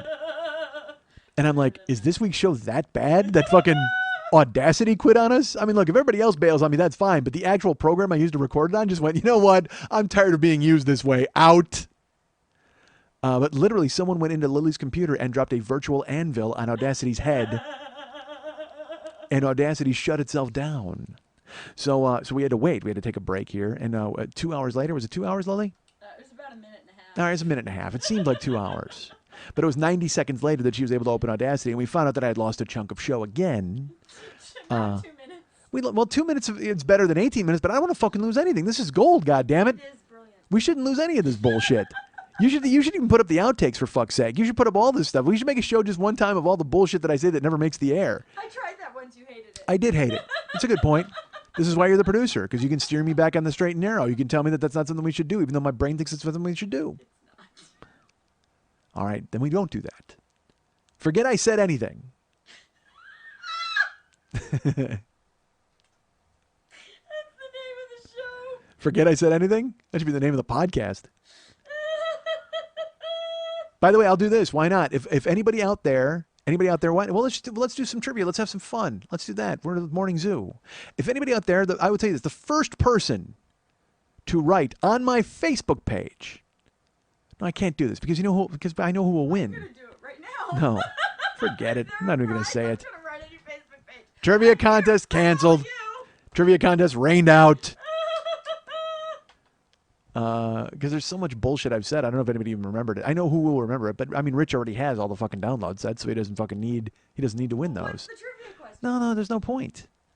Let me see if I can answer it. What was the original name of the podcast going to be? Oh, fuck if I remember. Okay, there you go. Because the first day I was deciding what it was going to be, and then the night of the podcast, I told Eric it was going to be the 40-year-old boy, and I said, "Put that up. That's the name." I remember you talking about it, Yeah. but I don't remember because I can't remember anything. Yeah. Okay. Well, that's fine. But it did. This podcast did. Everything you said. This podcast, when I first sat down, it had a different name, and then at the end of the night, I said, you know what, because I had always had the 40-year-old boy in my head too, and then I said, you know what, let's go with the 40-year-old boy, which is smart because the other one is a generic title that nobody would have remembered or enjoyed. Case in point, this trivia contest that nobody won. Nobody remembers it at all. So I go to the gym, man. I'm lifting, and it just so I got on the treadmill and I had the iPod on. And I don't look at the clock. I don't look at the face of the treadmill. I mark it off by what plays on my iPod. So in my head, I figure, well, if I'm going to do this long or however this, I'll get through like 6 or 8 or 10 songs. Well, I mentioned that I used to walk on the treadmill. I'd alternate between walking and running, but this time I straight up jogged. Like I didn't even fucking stop, and I just kept going. And I don't know how I got this stamina, but I do. You know how because it's my new clean diet, folks. Eat clean. Here's what you do: you eat clean, and by doing that, here's how you eat clean. You eliminate the first word of that phrase. Just stay clean. Don't eat. And then I got on the treadmill and I was rolling, and the first song that played was a song by, and it's so funny. Songs will come on, and I know that if anybody else heard them, and my trainer made me laugh too. He goes, "You ever look at anybody with their earbuds on and think of the worst shitty music they must be listening to while they're fucking lifting?" And I said, that's funny. I go, because you know what? Every iPod's got a clunker. I mean, if I throw on the shuffle, I'll be there and it's like, hey, this is great. And I'll hear Midnight Star or somebody that I haven't heard in a long time. And then all of a sudden it'll be, da-da-da-da-da, we're going to do it. Give us any break, we'll take it. I'm like, why is the Laverne and Shirley theme song on my iPod? That makes no sense. Get it off. All right, hold on. I'll listen to it this one time and then I'll get it off. I got my schlemizel right in the schlemazel. Oh. Really? Yeah. I get a groan out of Lily from Haas and Pfeffer Incorporated. All right, so a lot of Tuesday night ABC from my childhood getting brought up here. Folks, sit back. Here's a half hour about Barney Miller. All right, so let's talk about Ron Boom. That's a jazzy theme song, folks. Not on my iPod. It's on mine. Is it really? Well, because you've had a crush on Hal Linden since you were a girl. You loved him. His daughter used to live in the building that I used to live in with my ex-husband. In Burbank? Yeah. Really? You knew Hal Linden's daughter? I didn't really know her. We saw them in the elevator a lot. Okay. Them? Her and Hal? Her and Hal. Hal Linden? What's he doing at his daughter's house? Hal, grow up. Go to your own fucking house. He's probably paying her rent, too. She's coasting on fucking Barney Miller money. God damn it. She's got a nice condo in Burbank on Barney Miller money. Get a job, little Linden. Get a job, Linda Linden. Whatever the fuck your name is. Little Linden. Linda Linden. I called her Little Linden and then it segued into Linda Linden. Could be Lindsay Linden. I don't know. All right. So the first song that comes on is a song called All Cried Out by Lisa and Cult Jam, which... And in my head, because I kind of need fuel. Like I listen to a lot of metal and stuff at the gym that kind of gets me going. But for a change of pace, I put my iPod Shuffle and I just put in a playlist because I've made a bunch of different playlists. There's one that's specifically for the gym, but then I have airplane playlists. When I would fly to a city, I had the Kansas City playlist in the air, and it'll be certain songs about Kansas City and other stuff. Whatever. I'm a weird dude, folks. This comes from being a graveyard dude because you're up and there's nobody else up. And you're like, I'm gonna make a fun playlist. You're an idiot. Until I discovered Kojak. So, but honestly, that's gone. That passed, folks. The Kojak fetish is finished. I can't watch it anymore. I burned myself on it. You know why? Because I made the circuit. I watched all of them. And then when it started over again, I watched the first season again. And then I was kind of like, I know what's going to happen here. I liked it better when I was rediscovering Kojak in a way that I didn't know what was going to happen. But rediscovering it a year later, that's not fun. Because it's like 20 years later or 30 years later, you're like, holy shit, this is fucking amazing. But then, 12 weeks later, you're like, Jesus Christ, I saw this one. Fucking Kojak. He's going to solve this. And spoiler alert, there are very few cases Kojak did not solve. So now you don't have to watch. In case you were thinking of getting on the Kojak bandwagon, folks, I tell you this. He's a super cop who doesn't really lose any cases. All right, so here's the day I tried to explain Kojak to Karen. There was an episode that was on, and I was TiVoing them all the time. And she was packing a suitcase, I'm sure. And I was like, you got to come watch this. You got to come watch this. This is fucking hysterical. This is so great. And she's like, why do you watch this? And I go, because it's rediscovering. It's actually gritty and fun. It's good. And she's like, well, my mom used to, her mom and all of her aunts had a crush on Telly Savalas. Like they thought he was sexy. And I'm like, oh, it's horrible. It's creepy. It's weird. I don't want to hear that. Because then there was one, unfortunately, where I found out that Kojak dressed to the left. I didn't realize that until I saw this particular episode. And I'm like, Jesus, Kojak, what are you doing? Hide the Greek hammer, buddy. This is a fucking family show. When it's really not. They're talking about pimpies and junks. Pimpies. I say pimpies and junkers instead of pimps and junkies. I like pimpies and junks. Pimpies and junks. That's actually a children's show for where they have. That's actually that's the wrong end of Sesame Street. Oh my God. You go past Oscar's Cannon, right there in the alley, there's pimpies and junks. 5 syringes. 1, 2, 3, 4, 5.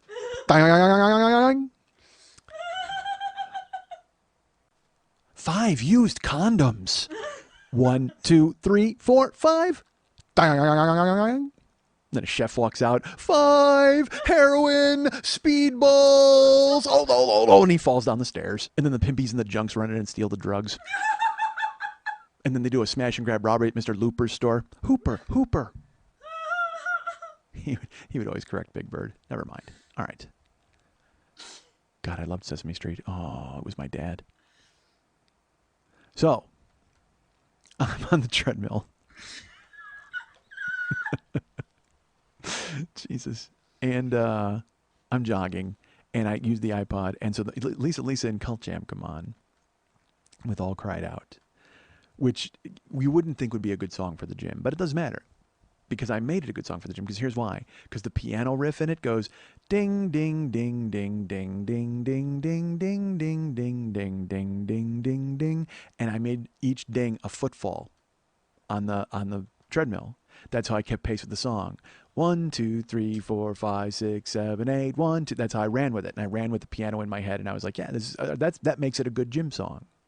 And then, of course, it's, Lisa singing about being sad, and then Full Force bursts in with their voice, and it turns out to be a great song. And it actually worked out for me at the gym. And I'm like, well, this is going to kill like 4 minutes, so that's cool. And then the next song was a song called Rock and Roll Dreams Come Through by Jim Steinman, which Meatloaf remade and fucking ruined, which I know that's hard to believe. But, and I can't wait to see how he figures into the Fight Club sequel. His name is Zombie Robert Paulson. His name is Zombie Robert Paulson. His name is Zombie Robert Paulson. Oh my God! Why are you doing this? Might as well write a sequel to Choke. So yeah, Meatloaf ruined that song because when I was a kid, because it's Jim Steinman wrote all like Meatloaf's songs. They're all story songs, those long 8-minute fucking things. And he's actually the voice on A Hot Summer Night. Would you give your throat to the wolf with the red roses? That's him. That's Steinman. So then he did a song called Rock and Roll Dream. I don't know if he had a falling out with Meatloaf, but he decided, hey, I'm going to do my own story song, and it's fucking great for me. You might hate it, but I just fucking love his version. But it comes on at the gym, and I'm like, well, this is going to kill 6 minutes because again, it's Jim Steinman. That guy can't sneeze under 2 minutes. I mean, he's that guy. So I'm listening to that song, and it's awesome. And then it ends, and then Loverboy "Turn Me Loose" comes on. And I'm like, well, fuck, I'm going to get it up and keep it up with Loverboy for the next fucking 5 minutes with Turn Me Loose because it's fucking amazing. And then a song called Bye by Living Colour came on. And I'm like, this is going to kill another. And so all this time's going by, and all of a sudden the treadmill starts slowing down. And I realize it's the cool down period, and I take my towel off, and I'm over 2 miles, folks. I went over 2 miles on the treadmill. And so I bumped up the cool down to 2 more minutes so I could try to get in like a few more extra. Because then I had fucking juice. I had jogged the entire way. I hadn't stopped, hadn't looked at the speed, hadn't even thought about it. Because again, I can talk myself very easily out of leaving cardio behind. I'm like, you did enough. You should never do enough. Don't do enough. Do more. Always do more than enough. Always. And again, I used to always do more than enough when I was eating, but now I'm trying to do it in the fucking gym. That's where I'm transferring it to. So I took the towel off. I saw that it was over 2 miles, and I actually, because I'm stupid, I go, yeah! And I've got earbuds on, and a lot of everybody else does too, but people who don't have earbuds on, kind of looked at me like, what? And so then what I did was I put my hands in the air like a runner crossing a fucking finish line, where you just put your hands like almost like at your sides like an iron cross. It wasn't a V over my head, but it was at my sides. There's a wrestler, by the way, this is going to be fucking way off base, but who cares? Trust me. There was a wrestler named Taz. And he was this tiny little guy, but he was the master of the suplex. That was his whole deal. Well, when he came to the ring, he would wear a leather jacket, and because he was from New York, and he had a fucking like a cab driver's hat, and he would fucking walk out, and when he would put his arms at his fucking sides, and it's the same thing that Chris Jericho does, but Chris Jericho isn't he's not facing the audience. Taz would just walk out with the fucking like the pit bulls or the eliminators. I forget who it was with, but in old ECW, and he would just fucking put his hands out at his side like an iron cross. Like, you know what an iron cross is in the gym? In gymnastics, it's like when you're on the rings and you lower yourself down and your arms are just parallel to the ground. Well, I did that. I ran like the last minute on the treadmill with my fucking arms just out at my sides, like in a T, like in a capital T. And everybody was like, what the fuck is wrong with that guy? Who cares? I'm over 2 miles. Fuck off, you vascular and yoked. I will tell you this too. I saw old lady me at the gym. Fucking weird. Old lady me shows up. And I smile at her because I recognize her as old lady me right away. And she ignores me. But she's old, like she's probably like 60. But she's wearing young people gym clothes, which is always creepy. Because then it looks like you're an extra in a horror movie. Like she just... It looked like the crone from The Shining climbed out of the bathtub and threw on some spandex and went to go hit the treadmill. It was grim. But what I liked about her was that she had a black towel that matched my black towel perfectly. And she had a bottle of Propel. She brought a bottle of Propel to the gym. But then she got to be not me because she set up a fan on the bike, like so it would blow in her face, like, you know, those fans you can clip on. It was awful. And then she was eating on the treadmill. Like, it looked like a Milky Way bar, but it could have been a fucking Tiger bar or a Cliff bar, one of those motherfucking things. But then she's riding the bike and her skin is like flying in the wind with a fan. Oh, just like, you know what? If you have excess loose skin on your face, don't let a fan blow it. Because then you just look like a fucking cartoon. Like when they would get like water sprayed in their face and all their skin would separate and you'd see all their teeth. Awful. You don't want your face to be vascular and yoked.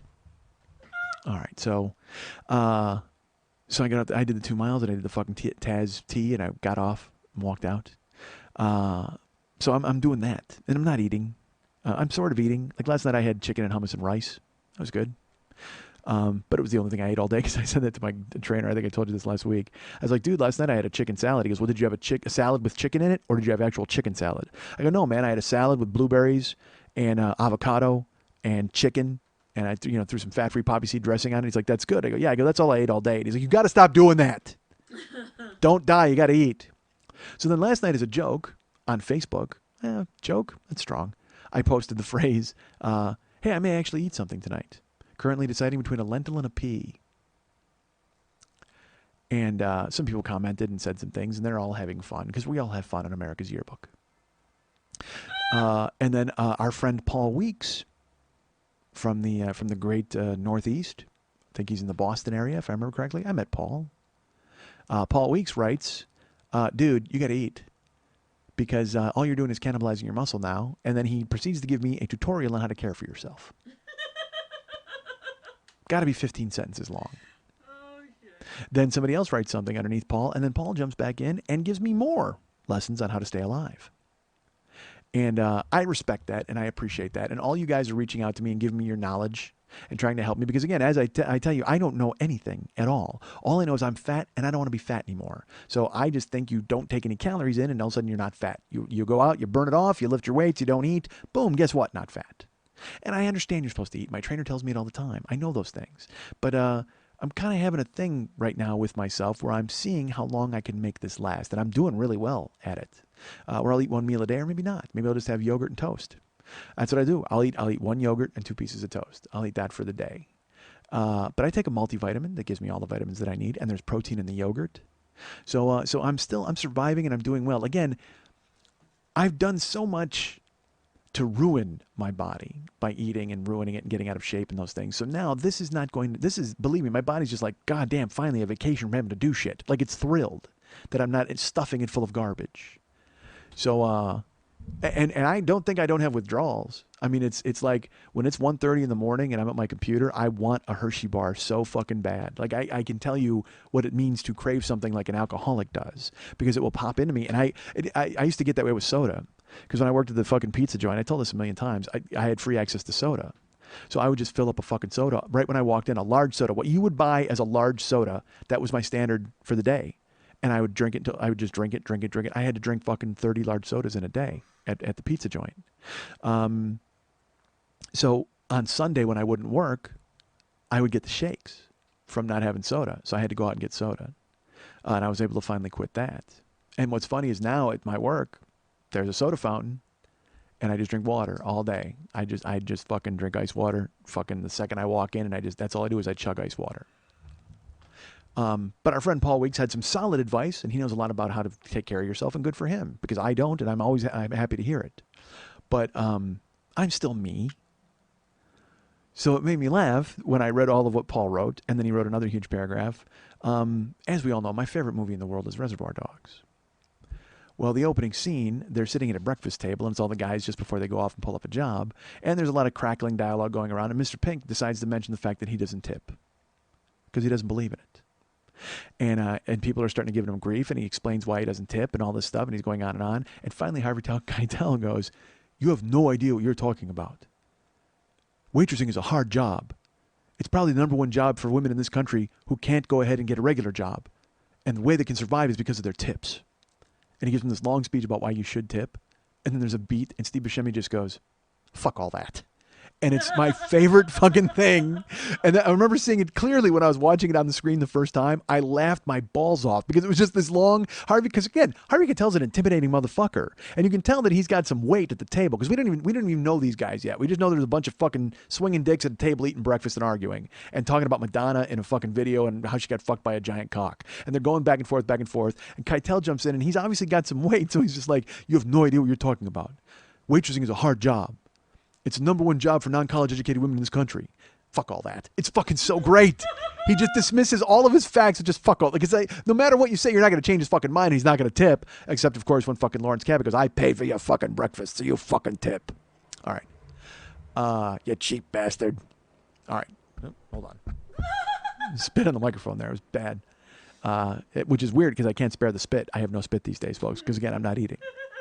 As we all know, food generates saliva. Food and cock. That's all that generates saliva. If porn has led me to believe anything. All right. Look, I don't take all of my life lessons from porn, but I do know that happens from what I've seen. Well, never mind. All right. So I said fuck all that to Paul Weeks, and it made me laugh. So if Paul's listening, please, because then later on he wrote, and he wrote F science. Yeah, of course, F science. And I'm like, I hope he got it. And if he didn't get it, he'll listen to the show. Although maybe he won't. Maybe that was the thing that got him off the show. He thinks that was my final thing where I was like, fuck all that. He's like, I'm done with you. I'm trying to save your life here. Well, thank you, Paul, for your life preserver. And I did not mean to reject it with a fuck all that, but it made me laugh because it was just from the movie. So now I'm explaining it to you here. You know what? It's funny. I could have typed this on Facebook, but why would I? I want you to sweat it, Paul, until you hear this show. Although you might not even listen anymore, as I mentioned. But if I lose you over this, well, then it was good knowing you. Paul, and I will have to tell you, unfortunately, you will, if you leave, you lose your place in line. You will lose your place in line of the Mike Schmidt fans, and then Christopher Cade moves up a spot. Christopher Cade is our friend. He actually came and saw me at the Improv a couple of weeks ago. And then he wrote, I thought he'd be mentioned on the show for being at the Improv. So I mention you now, Chris. Back the fuck off. Although I'm sure Chris right now is pissed. He's like, why the fuck was I behind Paul Weeks? Holy shit, I've come and seen you 15 times. Why am I behind Paul Weeks on the list of fans? And I can't even lie and say alphabetically. I can't because Chris Cade comes before Paul Weeks no matter how you slice it. All I can tell you, Chris, is this week in the power rankings, you fell behind Paul Weeks. Because every week I sit down and I do a power rankings of my fans. And you unfortunately fell behind Paul Weeks on the list this week. But, now that Paul's gone, boom, look at you climbing the chart. Maybe next week you're number 2 with a bullet. It's going to be very hard to displace number 1. We all know who my number 1 fan is. I refuse to say. It's a 10,000 way tie for first. But that doesn't make Chris Cade feel good either because now he was second. He's in second behind 10,000 people. Sorry, Chris. Work harder. You got to come and see more shows. Speaking of shows, look at that segue. Look at me segueing on my own show. You know, it's funny. My friend Brian Noonan, he does radio, and actually now he's stopped doing radio. He's only doing it one day a week now at WGN. He got a great opportunity for a job, so good for him. But he'll still do his Sunday night show on GN in Chicago. And, you know, I've been in the studio with him. We actually did a demo tape together. You know what? I should fucking ask his permission to put that up. Although it's 3 hours. He and I did a 3-hour radio show demo together. And I listened back to it, and Jesus Christ, I'm terrible. I mean, I just don't think I sound good in it at all because this will sound dumb to say about me. I'm talking too fast, and he also talks quickly. So we didn't mesh as well as we would have. We had really good chemistry in the fact that we were funny and we could finish each other's sentences, or we knew how to go down the same road. We did a lot of yes-anding on stuff, but we're both so quick that getting the thoughts out was at the same time was really rough for us to handle and get a handle on. And also, we didn't have any practice. We just sat down and did a 3-hour fucking radio show for a demo together. And actually, he shopped that around when he was trying to get his gig, and he got hired by GN. And I was like, well, I wonder if there's a fucking spot for me eventually. But nah, I didn't even fucking pursue it because he got his gig, and good for him. But I often wonder if I could do radio or be involved in it. You know, when I'll hear people talking. And because radio's just dead. We all know radio's dead. And the jock and the host, all of that is pretty much finished unless you're on AM. But also I thought to myself, well, I could probably carry a show. Because Brian, he carries, because I do this show once a week. Brian did a fucking 3-hour show a night. And that's fucking crazy. Granted, he had people to play off of a little bit, but he also took callers. But I don't know if I could do that. I don't know if I have that skill. Because I don't stop. I don't go to break. I mean, I could probably talk in 7-minute bursts or 5-minute bursts, obviously, and be funny and stuff, but I would never stay on topic. Because I can't imagine, radio shows, if you're going to get people to listen to it and they got to focus, they got to listen to there's got to be a through line, right? I mean, you're not going to have me dropping anvils on people's heads in West Hollywood and then fucking getting vascular in the next minute. Nobody wants to fucking hear that unless they hear it in a podcast, because then they choose. They buy in. Whereas on a radio show, it's kind of like incidental listening. And I don't know if I would be appointment listening, where everybody would be like, what the fuck is this guy saying? We got to continue listening. Or would it just be like noise and they go, I got to get the fuck away from this guy because he won't shut the fuck up and he talks too fast. Can't figure it out. You're the radio pro. What do you think? I think you'd be fantastic. When you used to come on with David, you were brilliant. Well, that was different. David was leading the show, so he would carry me and I would just kind of do whatever I needed to do.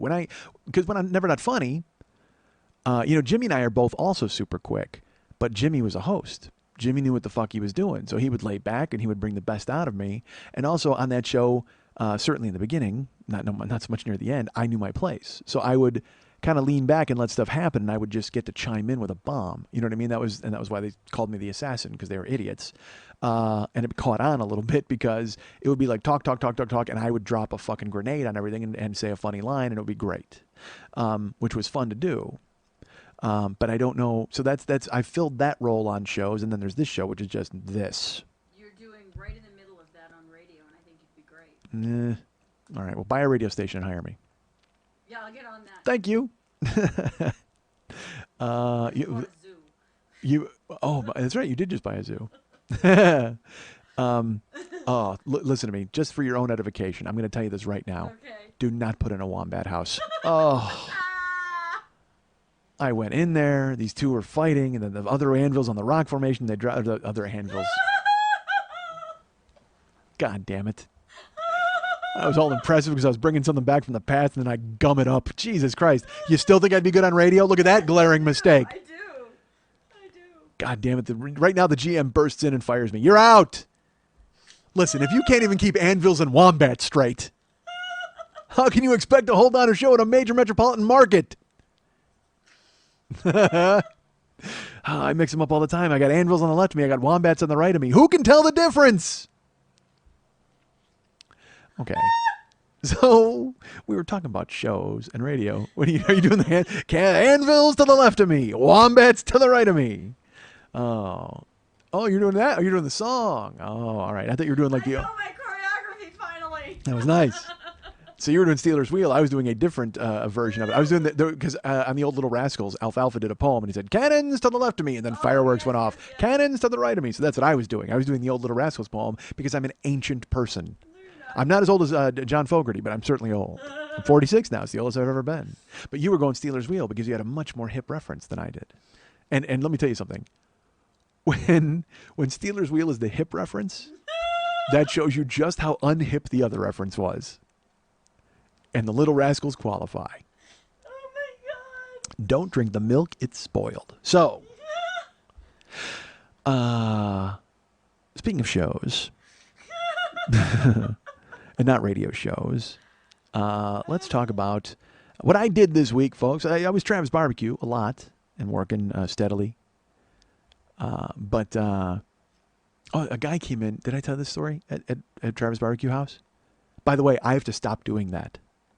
The place where I work has a name. Okay, there's a name of the establishment, but my whole life I won't call a place by what it's called. So I go, dude, oh my god, are we going to Euro House? We got to go to Chinese House. You know what I mean? Like, or Sushi House. I say that all the time. So now when I bring people their food, a lot of people don't have a buzzer in their apartment. So they say, please call when you arrive.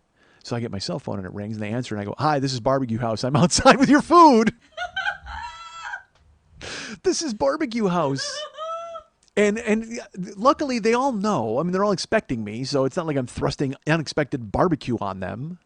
But I guess I should just say Travis Barbecue. That would be even funnier. But I do it, and even in my head, I'll go, like, don't say that, stupid. Because eventually, if someone's going to finally go, Barbecue House? Oh, I'm sorry. And then I'm going to say the name of the establishment. So I keep saying Barbecue House. But how did I get into that? Why did I talk about house? I don't remember. Because we were talking about, damn it. Somebody drove in, or somebody drove up, or somebody came in. Oh, I was at Barbecue House, and a guy came in. I walked in from being Travis Barbecue, and I walked into the actual restaurant. And I have to check in with the register so they know that I'm there to take more stuff if it comes up. And there was some little guy there. Not that little guy, that seems mean. He was just a normal-sized guy. I'm a giant guy, so he's a normal-sized guy. And he's talking to the hostess. And I walk in and he sees me, and he does an actual double take where he looks at me and then does back. And he's holding a bag of food. And so I check in with the driver and or the hostess, and he looks at me and he goes, hi. And I go, hey, how are you? And he goes, where do I know you from? I said, I have no idea. Perhaps here? And he goes, do you work here? And I go, yeah. And he goes, oh, okay. If you work here, you're not the guy I'm thinking of. And I said, okay. And he goes, yeah. He goes, I saw a comedian at the Improv like a week ago or 2 weeks ago, and he was so funny. And I look at him and I go, that was me. And he goes, what? And I go, yeah, it's probably me. I go, the Saturday Night Show with Graham Elwood. And he goes, oh my God, I have a friend who's friends with Graham Elwood, and she convinced us to come. And then you opened the show, and you were amazing. You were so funny. Everything you did happened like an hour before you talked about it. I said, yeah, it was all that. And he goes, the George Zimmerman, that stuff, the Trayvon. And I go, yeah. And he goes, yeah, oh my God. And I'll tell you this. Nobody in Barbecue House knows what I do. Because I'm Clark Kent. As I've said many times before, I don't tell people that because then it turns into a thing. And then there's always that judgmental thing of, oh, you're a comedian? Oh, you must be really good at it if you're delivering barbecue. So I try to avoid that. So I don't tell anybody a fucking thing. I come in, I do my gig, and I'm nice to everybody and friendly, and then I go home. Well, he starts talking to me, and he's like, yeah, you were at the Improv, you were amazing. And the hostess looks at me, and her face is just like, what are you talking about? Because again, they don't have any reference point. I'm not me there. Yet. Eventually I will be me there, and then perhaps I won't be me there because they'll fire me. Who knows? I don't know if they're looking for me. So she starts looking at me and she goes, you're a comedian? And I said, yeah. She goes, I knew Lenny was, but I didn't know you were too. And I said, uh-huh. And the guy goes, and I got to hire this fucking guy because he just goes, he's not just a comedian. He's hysterical. You should have seen him at the Improv. It was fucking amazing. And she just goes, really? And he goes, he was doing stuff out of the news that had just happened like an hour before. And the rest of the show was great, but he was the fun. Like, we couldn't stop talking about him on the ride home because he was so great. Like, what do you do? What are you doing? Where are you going? Where else are you performing? And he was a very nice man named Michael. And he's in the business too. He worked in like ADR for a long time. And now he works for another company. And he explained to me who they were. And he's like, "Who's your agent? Where do you work? What do you do?" And I go, "I don't have an agent." I said, "I do a podcast and I do live road stuff off of that." And he and I talked for like 25 minutes because he wanted to know everything about me and who I was and where I was going and what I was doing. And it was great. I mean, it was really fucking cool that he did that.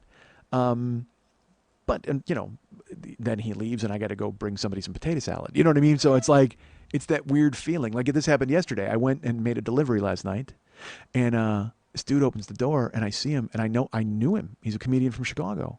And I should tell you this, he's a comedian from Chicago who's like 13 years younger than me. So when he moved out here, you know, I was already out here doing stuff. So then he moved out to start. And I haven't seen him in forever. Well, that's on me. It's because I'm not out. So I didn't know what happened to him. He opens the door to get the food, and I say his name, and he goes, "Yeah." And he knew who I was, Mike Schmidt. We start talking. I ask about him. I ask about his brother, and I go, "What are you doing these days?" Because I didn't know he was a comic anymore. "Oh, yeah, he is. He's Nick Swartzen's opening act on the road whenever Nick goes out. And he's doing acting in commercials as well." I mean, he was living in a fucking huge apartment. I should have known. You know what I mean? It's like, it's amazing. And he's doing extremely well. And I will say this, I'm making strides. Because normally I would have gone into a fucking shell because I'm bringing this guy food. This guy who's 10 years behind me in my development and has obviously surpassed me in my business of choice. And I'm handing him barbecue and he has to tip me. I mean, it's just fucking awkward and weird. But I wasn't. I wasn't weird at all about it. I was happy to see him. I felt good that he was still doing comedy and succeeding at it. And I also felt good that I could say, he's like, "What are you doing?" He didn't say, "Oh, you're doing this now." He actually went right to, "What are you doing?" And I said, "You know what? My CD comes out in a month. I do road stuff off my podcast. I've had a podcast for like 6 years, and I'm doing that. I'm at the podcast fest. I have things to tell people." And I was so happy that I could tell somebody that I actually had stuff going on. And it's such a welcome change from having to go nothing. It's such a welcome change from sitting in the house or having to say, "Yeah, my wife just left and I don't know what the fuck is happening. I'm a coin flip." So it was really cool to have a litany of things that I could say and not in a body armor type of way. I wasn't wrapping myself in my meager accomplishments to try to hang with him. I genuinely was proud of the things that I have coming up and that I was able to share them in the context of two professionals talking, even though I was clearly on the short end of the stick in this exchange. And then I was going to tell him, "Dude, don't tip me. I know you. Please don't tip me." But then I realized I have rent to pay, and so I just gave him the slip, and we'll see what he did. And he over-tipped me, which he did not have to do. But it was good to see him, and I felt great about it. So I've hit a couple of weird, awkward patches that would have been awkward, but I surfed right fucking through them. It was great. I was happy. Because usually I would have been embarrassed in that situation, because obviously I've failed. If I'm at your doorstep handing you a bag of ribs, I've failed. That's how I put it upon myself. But now, man, I'm just doing what everybody else does, and I'm moving forward. And Lily's really helped a lot with that because she's pulled me out of the fucking depths, and my friends and you guys too. You guys are all cool and sending me emails and telling me that things are going to be fine, and I appreciate that. So just know that I appreciate it, and I am actually more than appreciated. I'm starting to believe it. But who knows? We'll see. Yeah, stop with the yay. I no longer believe it. I don't know why I had that weird zombie moan. So, folks, speaking of shows, we're not speaking of shows anymore, but we were a while ago. I had the opportunity this week. Like I said, I was Travis Barbecue. I was working a ton, folks. But also, on Monday, I took Monday off of work because I had to prepare, folks, for the final performance of the Quentin Tarantino Burlesque Festival at the 3 Clubs on Santa Monica and Vine at the Monday Night Teas, which I don't know if I've ever mentioned on here. It's a burlesque show that I host occasionally. It's been a while. It's been a while since I've hosted, but I've told you about it before when I've hosted in the past, so why not tell you about it now?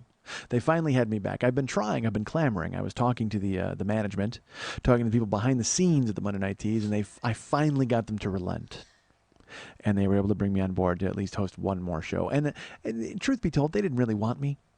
But they'd done this Quentin Tarantino show so many times, and I had always been the host. I'd become kind of a figurehead during the show. And so I did have to beg a little bit. I had to plead a little bit. I had to cajole them a smidge. And finally, I was able to get them over to my side, and it only cost me $20. I was able to give them $20 to have me on the show because normally they pay a host, but I was willing to pay for the privilege of being part of this show because I love it so much. So Monday, I was off all day to prepare myself for the final performance of the Quentin Tarantino Burlesque Film Festival, De-Burlesque Unchained. And there were some people who didn't know what De-Burlesque Unchained means, but let's talk to Lily Von Stupp, the producer of the show. Why is it De-Burlesque Unchained? Because these D's aren't silent! I ask her to do that, folks, because every time she does it, she grabs her tits. It's not just like, oh, these D's aren't silent. No, she goes through the whole motions and grabs them and shakes them around, and I just look. They look good today. They do. I will not lie. We should take a photo. Should we put that up on Facebook? From here to here? Yeah, I'll do that. Let's put that. Can I put my face in there somehow? There you go. All right. Well, let me get my phone. Oh, yeah. You know what? Yeah, I'm doing it. Seriously, we got to do that. From here to here. All right. Hold on. I'm going to get my phone and take a photo of that, and I'm going to put it up on Facebook right now. But first, I got to get the photo. All right. Hold on. Oh, Jesus Christ. Okay. All right, hold on. Getting the camera Here to ready. here. Should I go this No route? makeup on. If you're going to do the tits only. Okay. Don't you need to zoom in, not zoom out? That's what I'm doing.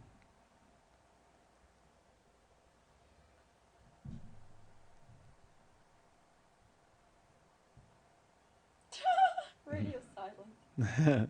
Well, I got to take a picture, man. I don't know anything about keeping pictures.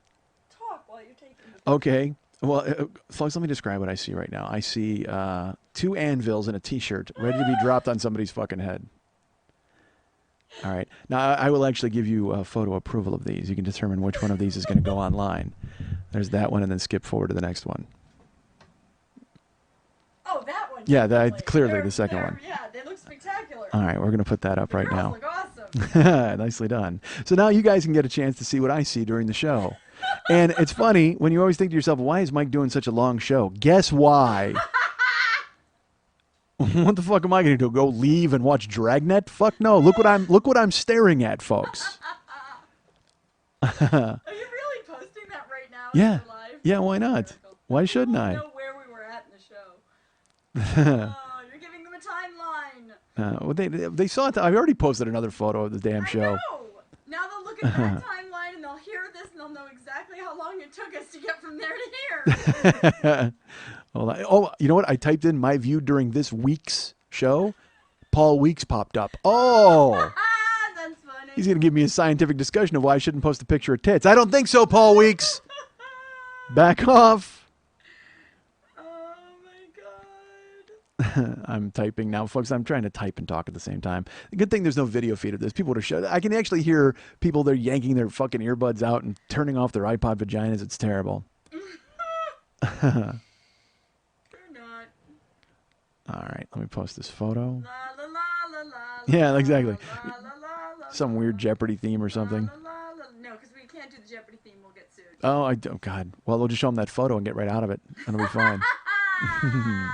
They'll be like, oh, that was happening? Do the Jeopardy photo all you want. They look tic-tacular. Well, that's the Daily Double. Ah! Really? I got that out of you? Oh, I wasn't bad. I was on the fly, folks. They're my daily doubles. They do look pretty spectacular in that photo. I'm not gonna lie. I'm actually tag me in that. Oh, I did. Make that my profile picture. Fuck him. Yeah, you're in. That's fine. All right, good. Holy shit, they look spectacular. Did it come up? Yeah. All right. I told you I was putting it up. All right, good. See, now this is why I can't do a radio show. Sponsors and people will be like, really? Wait a minute. You just talked for 8 minutes and took a fucking photo? Why? And then it was like you were silent the whole time? And I know that there are people out there right now who are just like, you know what? This is the 18 minutes of the show that should have been lost this week. I don't know. That looks pretty fucking good. Well, the photo I'm looks proud of great. the photo. Nobody wants the process. People want to see the end result. If I would have just taken the photo and put it up, that would have been fine. But now it matches. Like people can match it. They go look and go, oh, this is the time he was at and this is where he was at and blah, blah, blah. So whatever. All right. So now there's a photo up. Go look at it. If you're not my Facebook friend, this is the week to become my Facebook friend. Make that your profile picture. You make it your profile picture. We should all. I'll get Mex on board too. All three of us make it our profile picture. That's not gonna happen, but I will make it mine. Yeah, you should. No, I can't. Come on. It's Oh, it won't let me. What? You have your settings so that people can't steal photos. Oh, well, yeah, I kind of did that on purpose. That's okay. All right, well, I'll text it to you. And then you I can can download it and then re-upload. You know what? Let's just do the show and stop talking. Listen, folks, you got to relax because she and I are trying to figure out how to do stuff on Facebook. We're learning about America's Yearbook. And look, I've already lost enough friends on there. I'm just going to go ahead and chase you guys away while I go ahead and learn how to do this stuff. But Hey, BJ likes the photo. Yes. BJ Fenn? Sit here and give updates on who likes it. BJ Fenn? Yes. Our friend BJ Fenn. I'm a fan of BJ Fenn. BJ Fenn is so... I don't think I've ever really spoken to BJ Fenn or had any interaction with him, but he's so nice and encouraging and friendly, and I'm a huge fan of yours, BJ. You know what? I'm BJ Fan. Take that any way you want to, folks. All right. So... By the way, I liked it too. Did you like... Oh, you did not. I did. Oh, you are just brutal. The girls look great. Well, they do. They look. It's a very good photo, and that's exactly why I said I may do this show that's why I may just fill time. Oh, Mitchell Angel. No, Mitchell Angel. Mitchell Angel. God damn, the Mitchell Angel song. Now we got to throw the Mitchell Angel song in here. No, we don't. Yeah, we do. We'll put it in somewhere. You know, that'll be the end instead of like the mug song. We'll put it. Remember that. Write it down. That's the Mitchell Angel song. Will take us into the fucking other break. Really? Mitchell Angel's our good friend. He gave to Kickstarter, and we wrote a song about him. You guys remember that? We did a Kickstarter thing, and we wrote commercials about everybody who did it, and then we played them, and everybody was like, why are you playing these commercials about these people? And I'm like, don't you listen to the show anymore? How do you not know what this is? If you're listening to the show now, you know how we got there. People lose whole years of me, and then that's the problem with podcasting. They can lose a whole year and then come back and jump in, and new people, too. They're like, who are these people you're singing about? That's like when we did the commercials for Danny Nagy, and the Indians killed him or whatever. The day the Indians killed Danny Nagy, we had a fucking 3-piece thing. We ran it for like 3 different weeks. Awesome, so bad. Ooh, we still use his Chrysler Sebring for rides into town. I can't do the voice. Max did the voice perfect. And Eagle cries, "Fucking Nagy, you're dick." All right, so. So speaking of shows, folks, which I don't think we were, or we are, or we will be, or we should be, but there was the Quentin Tarantino Burlesque Festival, and I was the host of that show this particular Monday, and I was excited, because at first I was not excited to do it. I wasn't geeked, because Lily's like, hey, do you want... She always asks me to host, and I kind of say no, because I don't think anybody goes to those shows to see me do what I do. They go to see the girls do what they do, and they see magicians do what they do, and jugglers and pancake dudes and all sorts of guys. So those guys go there and they do their variety act stuff, and it's awesome because it's like a trip to the boardwalk because you get girls in hot bikinis and then you get guys doing tricks. That's perfect. Nobody wants me there with my talking. Nobody goes to the beach to see a guy talk. Nobody at all. So what happened? Are you laughing at Facebook? One of my friends commented on it. On America's So Yearbook? funny. See, of course. Well, your tits draw the people in. That's what we got to do every week. We should just call it. You know what? It's funny. Forget that trivia question from earlier. The show was going to be called Lily's Tits once I took her on board. Because I know everybody's going to pay attention then. So I did the show Monday. Look at you. I know I lost you. God damn it. You did, because somebody just did a Blazing Saddles reference. I gotta get off Facebook. Yeah, you do. Pay attention to me, God damn it. Facebook now. All right. You can go back later and revel in how great your tits look. It's funny. Of course it is. It's But, funny you know, because we're live and it's live, but they don't know what we're doing. yeah, eventually they'll hear it. They come up. But I need you to pay attention. Head in the game. Head in the game, Lily. Head in the game, Connor. Head in the Tarantino. All right. Your tits will be there to admire later. And you've got them all the time, so I don't know what you... Yeah, exactly. If I was you, I wouldn't keep my hands off them, quite frankly. Sometimes I don't. I don't blame you. So now, as I've reeled Lily back in to stop staring at her tits on the screen. No, you went back. You're still there. I'm looking at the timestamp to where Oh, we're at, okay. so I was going to give you a time check. Please do. Give me a time check. You're going to be shocked. Oh, Jesus Christ, I am. I don't think anybody wants me to host. Nobody goes to the beach to watch a guy talk. But I can't. I couldn't say no to Tarantino. And then when she scheduled it on Monday, which was my birthday, I really couldn't say no. And it's funny because there were people from out of town who were going to come in for the show. They talked about it possibly, but then things fell through, unfortunately. But it would have been fun. It would have been a whole birthday celebration, and then the show itself, and it would have been great. But it was great. Would have been. You know what I mean? If people would have come in from out of town, like they mentioned. But so I got hired to do it, and I was happy to do it because when I was working as a doorman, I won't lie. And again, this gets to me as a person. I'm the doorman, so I'm nobody. But if I'm hosting, everybody knows who I am, and I'm somebody, and I have a little cachet in the room. So to host is much different. Then you get respect, and people are like, "Yay!" And there were some regulars who seemed genuinely happy to have me hosting. I don't know if they were or they weren't. They were very nice. They were like, "You should do this more often," and blah blah blah. And it's good because I do love bringing the girls up. You know what's funny is like I don't even care so much about my bits or my act or any of that stuff. I like being funny in between the acts and saying smart ass stuff and doing that. And it's a different room. You can do different things in this room and level the place. And I did. Yes, you did. It's just the room has a different vibe, man. It's just got a big, fun vibe.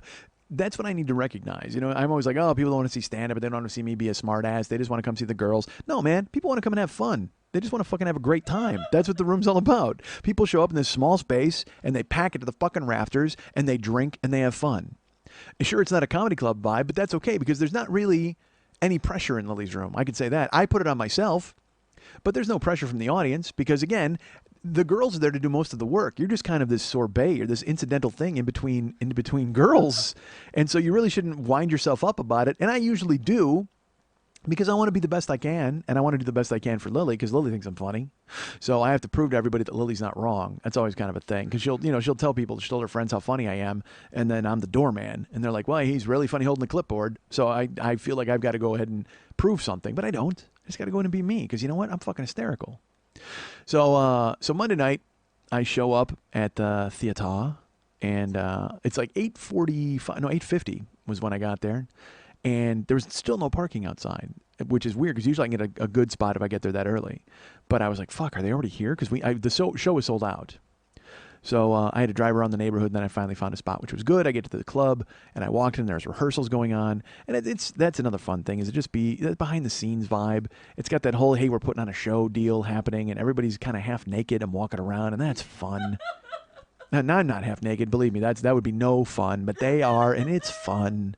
And you walk in, and I walked in, Lily was rehearsing on stage with her act, and there are just naked girls standing around watching it, half naked, not completely naked, but that has happened. I'm not going to tell any tales out of school here. One time I was there, and Cece Stiletto just walked out of the back wearing a thong, and nothing else, no pasties, no anything. And just walked around the room looking to grab. She's like, oh, yeah, I left it. And I'm just like, what? Because Cece Stiletto is a fucking battleship. I mean, she is. Badass hourglass. Wow. I mean, it is crazy. You know what?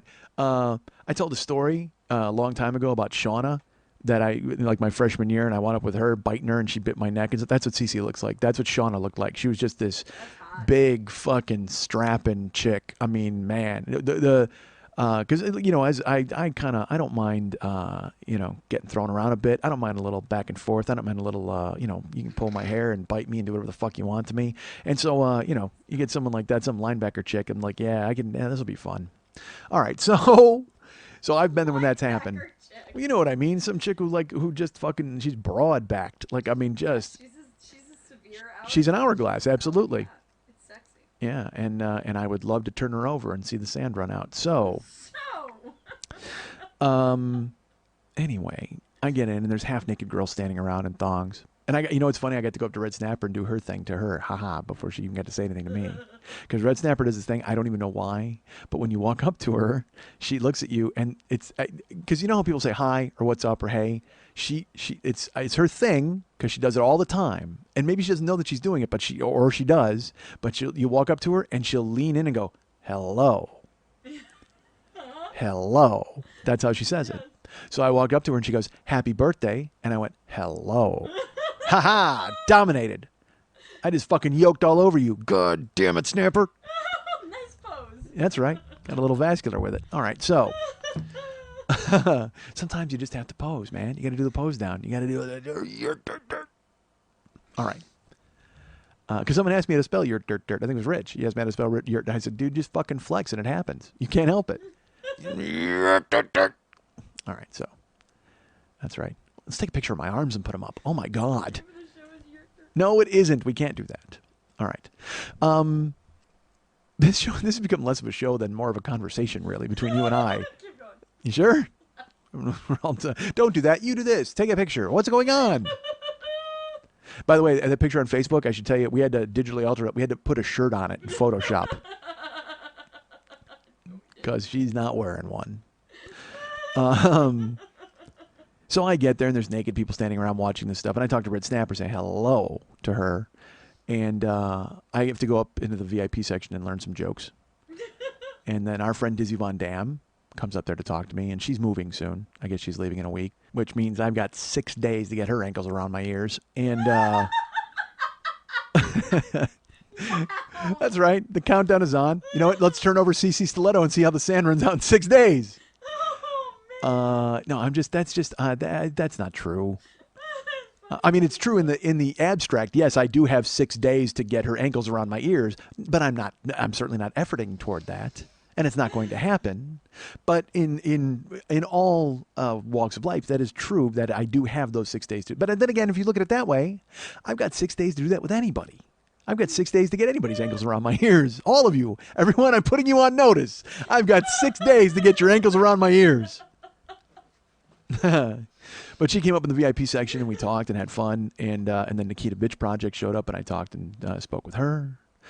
And everybody's just milling about. And then we open the doors. And the place starts to fill up, and it starts to fill up even more. And every seat in the place was taken. And every standing room patch was covered.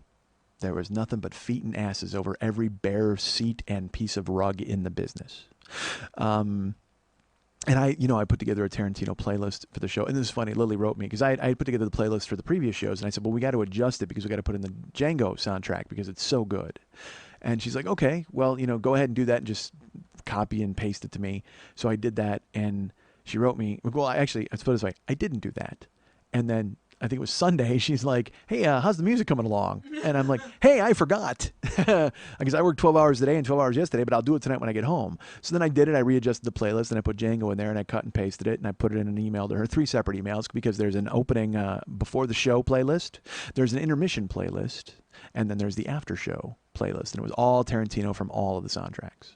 And I sent them to Lily, and this will tell you how well Lily knows me. Monday afternoon, I get an email from Lily, and it just says, hey, I think we need to be a little more upbeat at the end of the show, so I've moved a few of those songs around. I hope you're not mad. Because she knows that I meticulously, I look at the songs and I place them there on purpose. Like, it's 3 songs dialogue, 2 songs dialogue, 3 songs dialogue, 2 songs. There's a method to what I did. And they're brilliant. And I mixed up the movies on purpose. Like, so it's like you never got the same movie in the same stretch, and I broke it all up in all of them. But it was funny that she knew that I had worked, that I actually put thought into it. She's like, I hope you're not mad. And I'm just like, you know what? No, because it's not my show. You know what I mean? You understand why I had to do that, right? I think it's great. No, I'm not mad about it. I think it's funny that you would think that I would be mad, because realistically, I normally would be. But if it was my show, like if I was doing like on the road when I have a playlist, if I said, dude, no, you can't, this doesn't come before this. This comes after this. Everything I do has a reason to it. It's stupid. It's ridiculous. But I only have control of my little fucking patch of land, and I'm going to make sure that it goes exactly the way I want it to. Well, with Lily, I was doing her a favor that made me happy. Like, I love to fuck around with the music and build playlists and make it work. I mean, fuck, what did I just tell you? I have all these playlists on my goddamn computer, so why not? So, but it just made me laugh that you wrote a note and you're like, sorry. Because she also knows that at the end of the show, I'll hear them out of order and go, what the fuck happened to the playlist? You know what I mean? It's just stupid. So, but it was nice of her to reach out to me and tell me that, so that I didn't get, hoodwinked or bamboozled or fucking hornswoggled when I was there. Would any of those things happen? I don't know if they would. So good. But that's how Lily knows me. So the playlist starts, and they start letting people in, and the place is full. And then Lily's like, hey, she was business Lily, and she's also the first act. That's a little rough, because she's trying to seat the room and keep her, her iron fist on everything. But then she's got to get ready because she kicks off the show. And so I knew then that I was going to have to do some time up top. I couldn't just start the show. I got to give her a little breathing room. So I walk up to her, and she's like, is this the final song? And I said, I don't know. What do you mean? And she's like, is this the final song? Because I knew she'd moved some stuff around. I said, I don't think so. I actually gave you an opening playlist of like 30 songs. So I went over to the computer, and it turned out she had uncheck marked some of them. And she was like, okay, it's okay. I'll handle it. And I'm like, well, it's okay. And she goes, I'll handle it. I'm like, fuck yes. Okay, business Lily. I'm running away. I am not about to get fucking squashed. I've got a show to do. I will stay out of your way. I will slink back to my car. I will not make eye contact. I promise. because she's tough. And she's putting together this fucking show, and there's so many people, and there's so many moving parts, but she knows all of it, and she's on top of every single piece.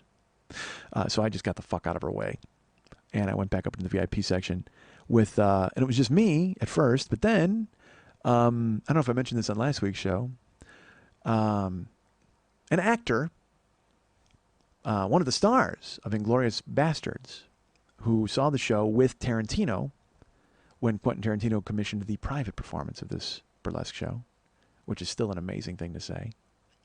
But he contacted Lily and he said, hey, I'd like to come. And all the tables were sold out. Everything was sold. And he's like, oh, what can you do? And she says, you know what? I can put you up in the VIP section with a table, and you can sit up there. You'll be seeing the show from the side, but you'll be, alone up there, and you won't be bothered. Just it's a place where some of the acts go, or the host will go. And his name's Omar Doom. And he was like, yeah, great. I'd love to do it. I just want to be in the room. So Lily set a table up for them, and then Omar Doom shows up with his girls, and they sit down. His girls? He did. Yeah, he was flanked by ladies. So he walks in, because he's a fucking good-looking dude. I mean, he walks in, he's got spiky hair, he's got a fucking leather jacket on, and just this face that looks like a statue, for fuck's sake. So he comes in and he sits down, and I'm up there, trying not to bother Omar Doom and his girls in the VIP section. Because I can tell you what, I'm the only thing of VIP I am is P. I'm not a V or an I at all. I'm just a P, and I'm up in the VIP section, so I'm just trying to remain distant from him. The music starts to end, and I know what the final song is going to be, and it ends, and then I go up on stage and I host, and it was crazy fun because the people were so amped up. That room, the energy level in that room, because it's small and it gets a huge crowd, it's just, you just surf it, you just fucking ride it, and everybody was great. I told up top, I talked about how when I first saw Tarantino and what I loved about him, and when I saw the movie and how I went across the street and used to pay for all the stories I've told you guys, and mentioned all that stuff. And then I went to bring Lily on stage. So Lily came out and did her act, which I guess I can describe these now because no one's going to see him again. I think you did that the last Tarantino show. Oh, okay. In 2010. Oh, all right. Well, go, buy that, folks. That's in year whatever. New acts because Sheila did. Right. Yeah. But you can. Okay. Well, no, I won't go crazy. I'll just, Lily came out and she did her Inglourious Bastards act, where she's in a full red dress. What's that called? I thought there was a name of that dress or what? Because you said you said I wish I was in my blank gown. You said that later at the end of the Shoshana gown. The Shoshana gown. Yeah. It's a complete rip-off, or not rip-off. It's a complete knockoff made to look just like her dress. Yeah, and it does. It looks amazing. Patterned the whole thing. It's crazy. So Lily comes out and she kills Hitler, which is fucking amazing, and she gets all naked while doing it, which is awesome. And then I'm up on stage, and like I said, I'm getting really good laughs, and I'm being snarky in between. Yeah, Lily walked off and she was with Hitler, and then I said, oh my God, every time that act happens, I just want to stick my dick into that. And Lily looked great as well. Because I wanted to fuck Hitler, folks, right? And then I'm like, yeah, I'm sorry, I lost my virginity to PBS, or I forget what I said, something fucking ridiculous. And then cleaning up the stage were Zed and the Gimp. And Zed and the Gimp come up on stage, and there's a guy, Zed is a guy named Mr. Buddy, who I've talked about here on the show before, and the Gimp is Dr. Lust. Woo! And he's wearing a leather G-string, and he has a chain attached to a spring-loaded cock. And they drag him on stage, and he's got like a mask on, and then and fucking Zed has got his hat on and his sunglasses on, and he comes up to fucking play with me, and I'm scared of him. I'm like, no, I'm good, Zed. I'm freaked out. And then, they do their thing. They clear the stage. And I have to bring up the second act, which means I've got 6 days to get her ankles around my ears. And that's right. The countdown is on. You know what? Let's turn over CC Stiletto and see how the sand runs out in 6 days. No, that's not true. I mean, it's true in the abstract. Yes, I do have 6 days to get her ankles around my ears, but I'm certainly not efforting toward that. And it's not going to happen. But in all walks of life, that is true that I do have those 6 days to. But then again, if you look at it that way, I've got 6 days to do that with anybody. I've got 6 days to get anybody's ankles around my ears. All of you. Everyone, I'm putting you on notice. I've got 6 days to get your ankles around my ears. But she came up in the VIP section and we talked and had fun. And then Nikita Bitch Project showed up and I talked and spoke with her. And everybody's just milling about. And then we open the doors. And the place starts to fill up, and it starts to fill up even more. And every seat in the place was taken, and every standing room patch was covered. There was nothing but feet and asses over every bare seat and piece of rug in the business. And I put together a Tarantino playlist for the show. And this is funny. Lily wrote me because I had put together the playlist for the previous shows, and I said, well, we got to adjust it because we got to put in the Django soundtrack because it's so good. And she's like, okay, well, go ahead and do that and just copy and paste it to me. So I did that, and she wrote me, well, let's put it this way. I didn't do that. And then I think it was Sunday, she's like, hey, how's the music coming along? And I'm like, hey, I forgot. Because I worked 12 hours today and 12 hours yesterday, but I'll do it tonight when I get home. So then I did it. I readjusted the playlist, and I put Django in there, and I cut and pasted it, and I put it in an email to her, 3 separate emails, because there's an opening before the show playlist, there's an intermission playlist, and then there's the after show playlist. And it was all Tarantino from all of the soundtracks. And I sent them to Lily, and this will tell you how well Lily knows me. Monday afternoon, I get an email from Lily, and it just says, hey, I think we need to be a little more upbeat at the end of the show, so I've moved a few of those songs around. I hope you're not mad. Because she knows that I meticulously, I look at the songs and I place them there on purpose. Like, it's 3 songs dialogue, 2 songs dialogue, 3 songs dialogue, 2 songs. There's a method to what I did. And they're brilliant. And I mixed up the movies on purpose. Like, so it's like you never got the same movie in the same stretch, and I broke it all up in all of them. But it was funny that she knew that I had worked, that I actually put thought into it. She's like, I hope you're not mad. And I'm just like, you know what? No, because it's not my show. You know what I mean? You understand why I had to do that, right? I think it's great. No, I'm not mad about it. I think it's funny that you would think that I would be mad, because realistically, I normally would be. But if it was my show, like if I was doing like on the road when I have a playlist, if I said, dude, no, you can't, this doesn't come before this. This comes after this. Everything I do has a reason to it. It's stupid. It's ridiculous. But I only have control of my little fucking patch of land, and I'm going to make sure that it goes exactly the way I want it to. Well, with Lily, I was doing her a favor that made me happy. Like, I love to fuck around with the music and build playlists and make it work. I mean, fuck, what did I just tell you? I have all these playlists on my goddamn computer, so why not? So, but it just made me laugh that you wrote a note and you're like, sorry. Because she also knows that at the end of the show, I'll hear them out of order and go, what the fuck happened to the playlist? You know what I mean? It's just stupid. So, but it was nice of her to reach out to me and tell me that, so that I didn't get, hoodwinked or bamboozled or fucking hornswoggled when I was there. Would any of those things happen? I don't know if they would. So good. But that's how Lily knows me. So the playlist starts and they start letting people in and the place is full. And then Lily's like, hey, she was business Lily, and she's also the first act. That's a little rough because she's trying to seat the room and keep her, her iron fist on everything. But then she's got to get ready because she kicks off the show. And so I knew then that I was going to have to do some time up top. I couldn't just start the show. I got to give her a little breathing room. So I walk up to her and she's like, "Is this the final song?" And I said, "I don't know. What do you mean?" And she's like, "Is this the final song?" Because I knew she'd moved some stuff around. I said, "I don't think so. I actually gave you an opening playlist of like 30 songs." So I went over the computer, and it turned out she had uncheck marked some of them. And she was like, "Okay, it's okay. I'll handle it. I'll handle it." And I'm like, "Well, it's okay. And she goes, I'll handle it." I'm like, "Fuck yes, okay, business Lily. I'm running away." I am not about to get fucking squashed. I've got a show to do. I will stay out of your way. I will slink back to my car. I will not make eye contact, I promise. Because she's tough. And she's putting together this fucking show, and there's so many people, and there's so many moving parts, but she knows all of it, and she's on top of every single piece. So I just got the fuck out of her way. And I went back up into the VIP section with, and it was just me at first, but then, I don't know if I mentioned this on last week's show, an actor, one of the stars of Inglourious Bastards, who saw the show with Tarantino when Quentin Tarantino commissioned the private performance of this burlesque show, which is still an amazing thing to say. But he contacted Lily and he said, "Hey, I'd like to come." And all the tables were sold out. Everything was sold. And he's like, "Oh, what can you do?" And she says, "You know what? I can put you up in the VIP section with a table, and you can sit up there. You'll be seeing the show from the side, but you'll be, alone up there, and you won't be bothered. Just it's a place where some of the acts go, or the host will go." And his name's Omar Doom. And he was like, yeah, great, I'd love to do it. I just want to be in the room. So Lily set a table up for them, and then Omar Doom shows up with his girls, and they sit down. His girls.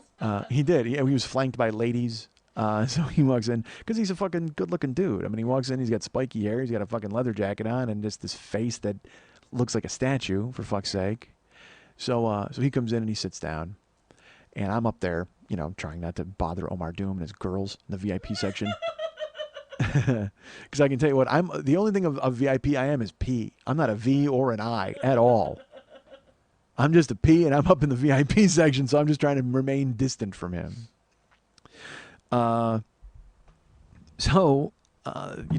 music starts to end, and I know what the final song is going to be, and it ends, and then I go up on stage and I host, and it was crazy fun because the people were so amped up. That room, the energy level in that room, because it's small and it gets a huge crowd, it's just, you just surf it, you just fucking ride it, and everybody was great. I told up top, I talked about how when I first saw Tarantino and what I loved about him, and when I saw the movie and how I went across the street and used to pay for it, all the stories I've told you guys, and mentioned all that stuff, and then I went to bring Lily on stage. So Lily came out and did her act, which I guess I can describe these now because no one's going to see him again. I think you did that the last Tarantino show. Oh, okay. In 2010. Oh, all right. Well, go, buy that, folks. That's in year whatever. There's a couple new acts because Sheila did. Right. Yeah. But I mean, you can. Okay. Well, no, I won't go crazy. I'll just, Lily came out and she did her Inglourious Bastards act, where she's in a full red dress. What's that called? I thought there was a name of that dress or what? Because you said you said I wish I was in my blank gown. You said that later at the end of the Shoshana gown. The Shoshana gown. Yeah. It's a complete knockoff made to look just like her dress. Yeah, and it does. It looks amazing. Patterned the whole thing. It's crazy. So Lily comes out and she kills Hitler, which is fucking amazing, and she gets all naked while doing it, which is awesome. And then I'm up on stage, and like I said, I'm getting really good laughs, and I'm being snarky in between. Yeah, Lily walked off and she was with Hitler, and then I said, oh my God, every time that act happens, I just want to stick my dick into that. And Lily looked great as well. Because I wanted to fuck Hitler, folks, right? And then I'm like, yeah, I'm sorry, I lost my virginity to PBS, or I forget what I said, something fucking ridiculous. And then cleaning up the stage were Zed and the Gimp. And Zed and the Gimp come up on stage, and there's a guy, Zed is a guy named Mr. Buddy, who I've talked about here on the show before, and the Gimp is Dr. Lust. Woo! And he's wearing a leather G-string, and he has a chain attached to a spring-loaded cock. And they drag him on stage, and he's got like a mask on, and then and fucking Zed has got his hat on and his sunglasses on, and he comes up to fucking play with me, and I'm scared of him. I'm like, no, I'm good, Zed. I'm freaked out. And then, they do their thing. They clear the stage. And I have to bring up the second act, who is Sheila Starciani.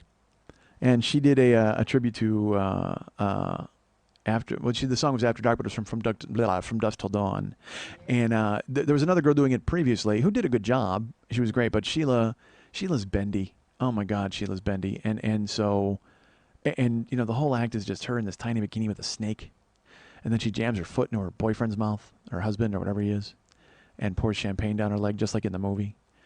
And it was funny because on stage, on stage, I go, if Tarantino was here, how quickly do you think he would have Sheila's feet in his mouth? I mean, it would just be, it would be instantaneous, right? Like, I don't think she'd get to finish. He would just fucking swoop up and swallow her like a goddamn snake. He would just unratchet his jaw and put both feet in there and just never be happier, and just ruin pants. Literally, he would just ruin his pants all night with both of her tiny feet jammed into his big jug head. Oh, man. Yeah, come on, he's got kind of a jug head, right? He looks like Mac Tonight. Go look it up. If you don't know who Mac Tonight is, actually, don't even look it up. It's not even worth it.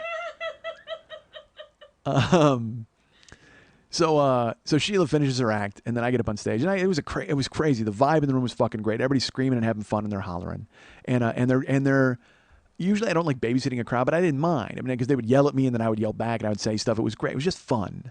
So then I get up on stage after Sheila, and Zed and the Gimp come back up on stage to clean stuff off, And Zed comes up and he gets really close to me and he like whispers in my ear, which was weird.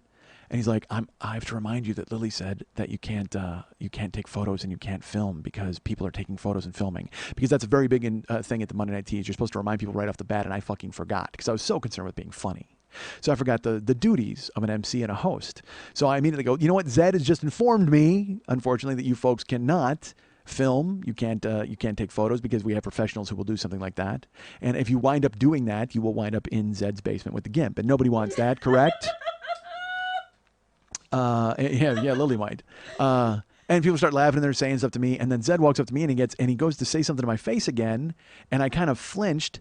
And then he leaned back and then he went to talk to me again. And I leaned forward like I was going to kiss him because it looked like he was coming in for a kiss. It was the weirdest thing. Like, why are you bothering me? Just fucking clean up the stage and leave me alone. I'm doing a fucking show. So he zigged and I zagged. And it was like our faces were like kind of going to collide. And then he looked back. And he looked at me, and Mr. Buddy's he's a performer, okay? Oh, yeah. And so it happened where we kind of zigged and zagged, and I went in like I was going to kiss him because he leaned forward. Then I went, wait a minute, that's weird. I don't know why that happened, folks. It just seemed like a natural reaction. I don't know why. I'll try to control myself. And everybody's like, do it! They're screaming and they're being idiots, and they're like, yeah, haha, do it! And then Mr. Buddy Zed comes up to me and he looks at me, and I see him, and folks, I don't know why.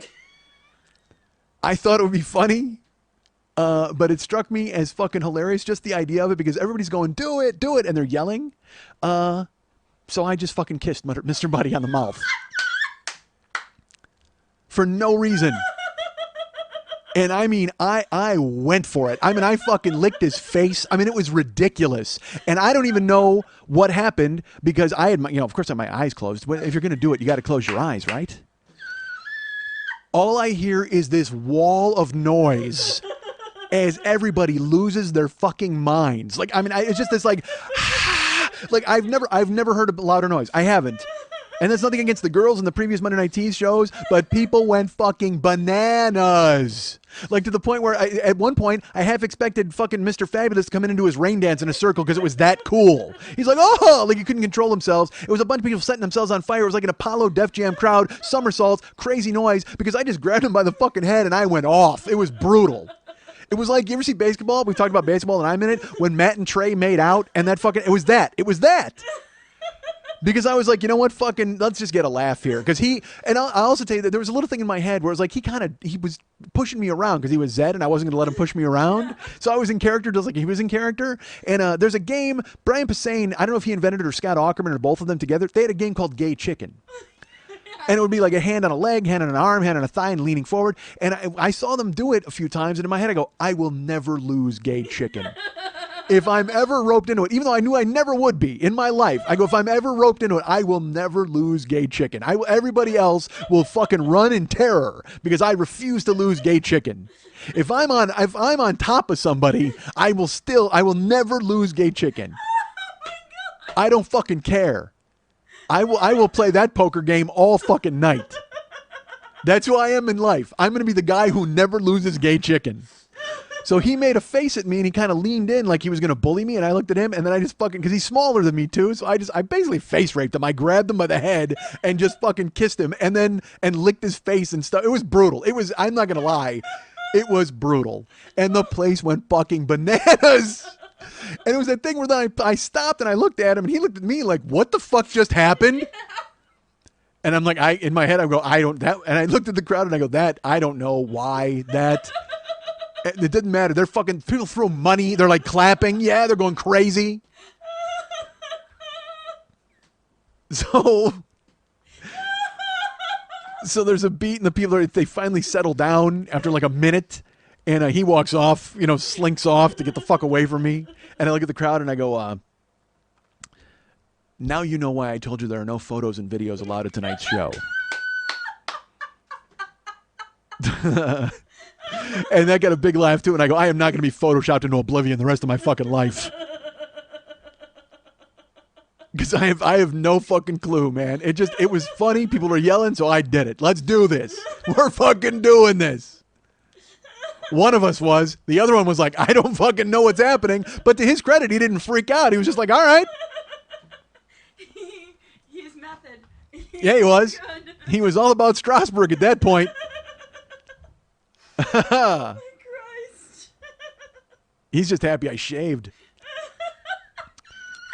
So then it fucking settles down, and then I got to bring up Nikita Bitch Project to come up and do her fucking go-go act, and which is fucking amazing, and she's great, and it's just this vibe where everybody was just going crazy and having fun, and there's hot girls in the room. It was just a weird night. It was so awesome. And then Nikita finishes, and then we decided to play. Well, we didn't decide. It was scheduled. We were going to play the Inglorious Burlesque Bingo. Which is it's a game that Lily has, and everybody gets a bingo card, and then FunnyEddie.com comes up and joins me, and he brings his bag of balls, and I've got to reach into them, and I pull out balls for everybody, and then we're playing bingo, and the whole point is if they win, everybody has to yell, "That's a bingo." So I'm pulling out the balls, and we're playing, and before I start to play, I go, "Oh, by the way, this is a game from Inglorious Bastards." I said, and Lily did an act from Inglorious Bastards earlier. We actually have one of the stars of Inglorious Bastards here in the room with us tonight. I go, he's up here in the VIP section. Omar Doom is here, ladies and gentlemen. Omar Doom, and the place goes crazy, and he kind of gives a nice wave. And I said, yeah, you may recognize Omar from Inglorious Bastards, but you may know him better from his role in his other project. Hi, I'm Omar Doom. I was in Inglorious Bastards.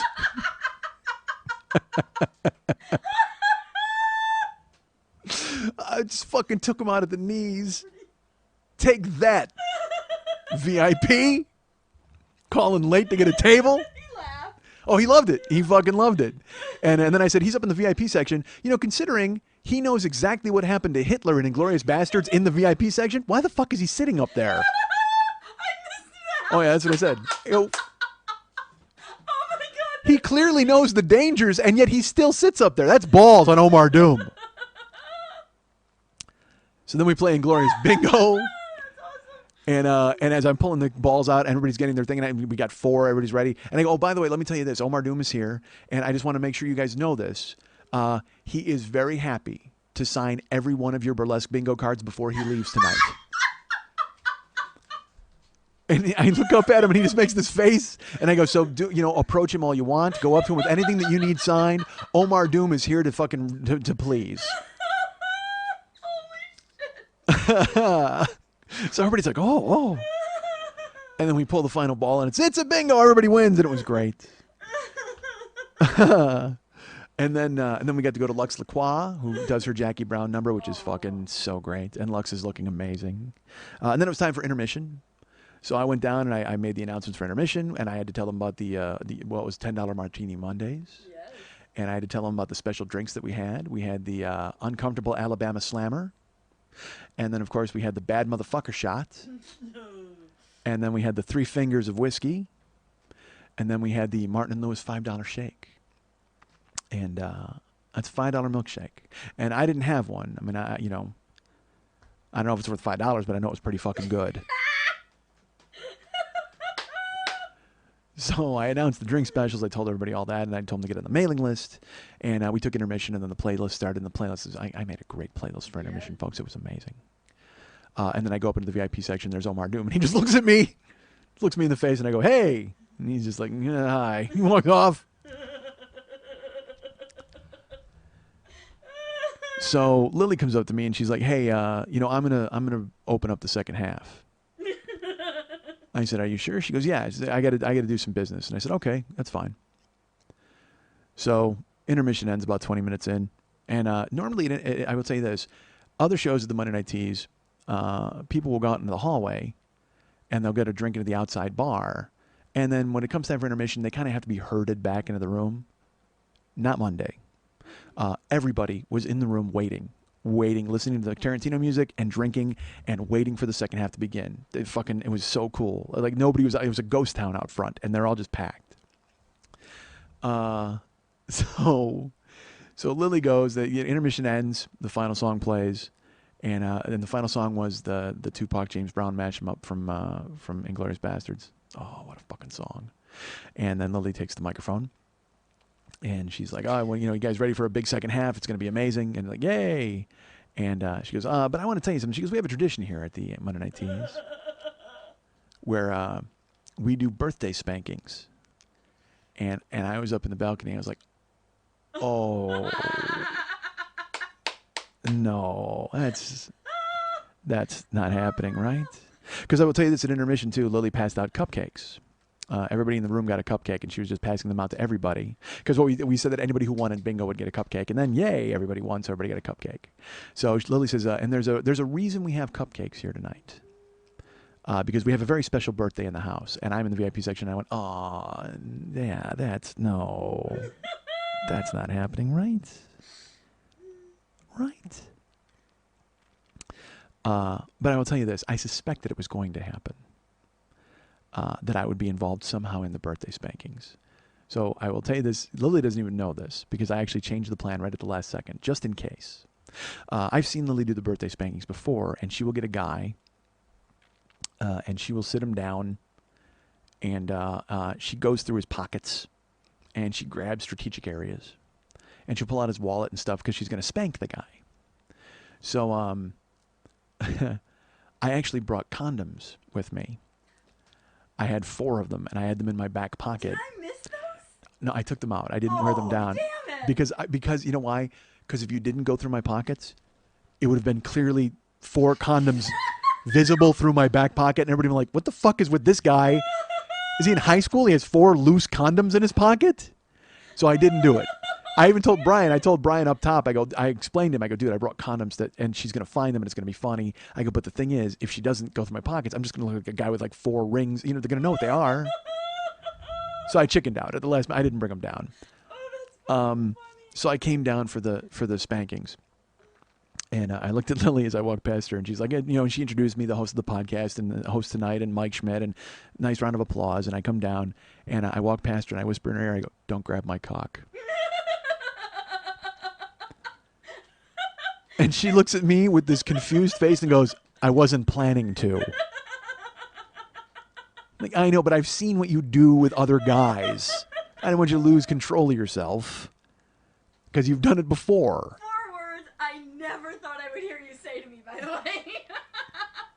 Don't grab my cock. True. 3 of those you might have thought you would hear at some point. Yes. The 4th one, that's a question mark. But I say it as I walk past her, and and her face was so gorgeous. She's like, I wasn't planning to. Just like this weird, and then I felt like an idiot. And then it turned out there was another birthday in the house, so they brought that person up, and she told me, she's like, all right. She puts the microphone stand there, and she looks at me, and she says into the microphone, she goes, all right, I have to ask you one question before we do this. Soft or hard? And that, of course, everybody in the crowd is yelling hard. They're going crazy. And so I just leaned into the microphone, and I was like an inch from her face, and I just looked her right in the eyes, and I just go, hit me. And she looks at me, and she goes, oh, you want me to hit you in the face? And the best part is when that starts, the crowd's gone. They're not even in the room anymore. This is me and Lily. She's in the Reservoir Dogs outfit. And I'm me, and I look at her and I go, hit me. She goes, oh, you want me to slap you in the face? You want me to hit you in the face? Like, she totally changes. Her face fucking she's like mad. Oh, you want me to hit you in the face? And she moves the microphone stand and winds up, and she's looking at me, and I'm just standing there, and I go, yeah. I go, all right. Yeah, hit me in the face. Come on. You want to hit me? Hit me in the face. Hit me right here. Oh, I want you to stick it in me, baby. Stick it in me right here. I want you to hit me right here in the face, like Gandolfini in True Romance. Hit me. Just hit me right here. So I'm looking at her, and she's looking at me, and again, the whole crowd is incidental at this point. They're just, because they don't know what the fuck just happened. Like, we were all having fun with birthday spankings, and then she's like, oh, you want me to hit you in the face? I'm like, yeah, hit me in the face.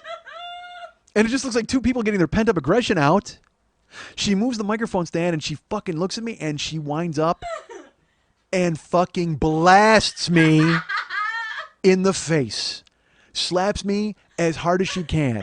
She winds up, her hand is on the floor by her ankles, and she comes around with such force, this wind blew my hair back. It looked like, you know what? It looked like a Kerry Von Erich discus punch. I'm not going to lie to you.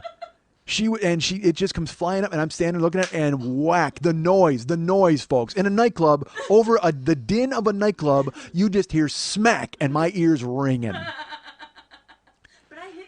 You hit me completely solid in the face. She didn't hit me in the ear. It was all cheek. It was all face, jaw, and I didn't roll with it either. I knew it was coming. I'm like, hit me, fucking hit me. And she blasted me as hard as she can, and I took it, man. I didn't roll with it. I didn't flinch. I let her jack me. And here's the best part, folks, right? That's a crowd pleaser. Everybody goes crazy, right? Everybody goes lose their fucking minds because it's so amazing, and it's like, yeah, look at this stuff that's happening. No.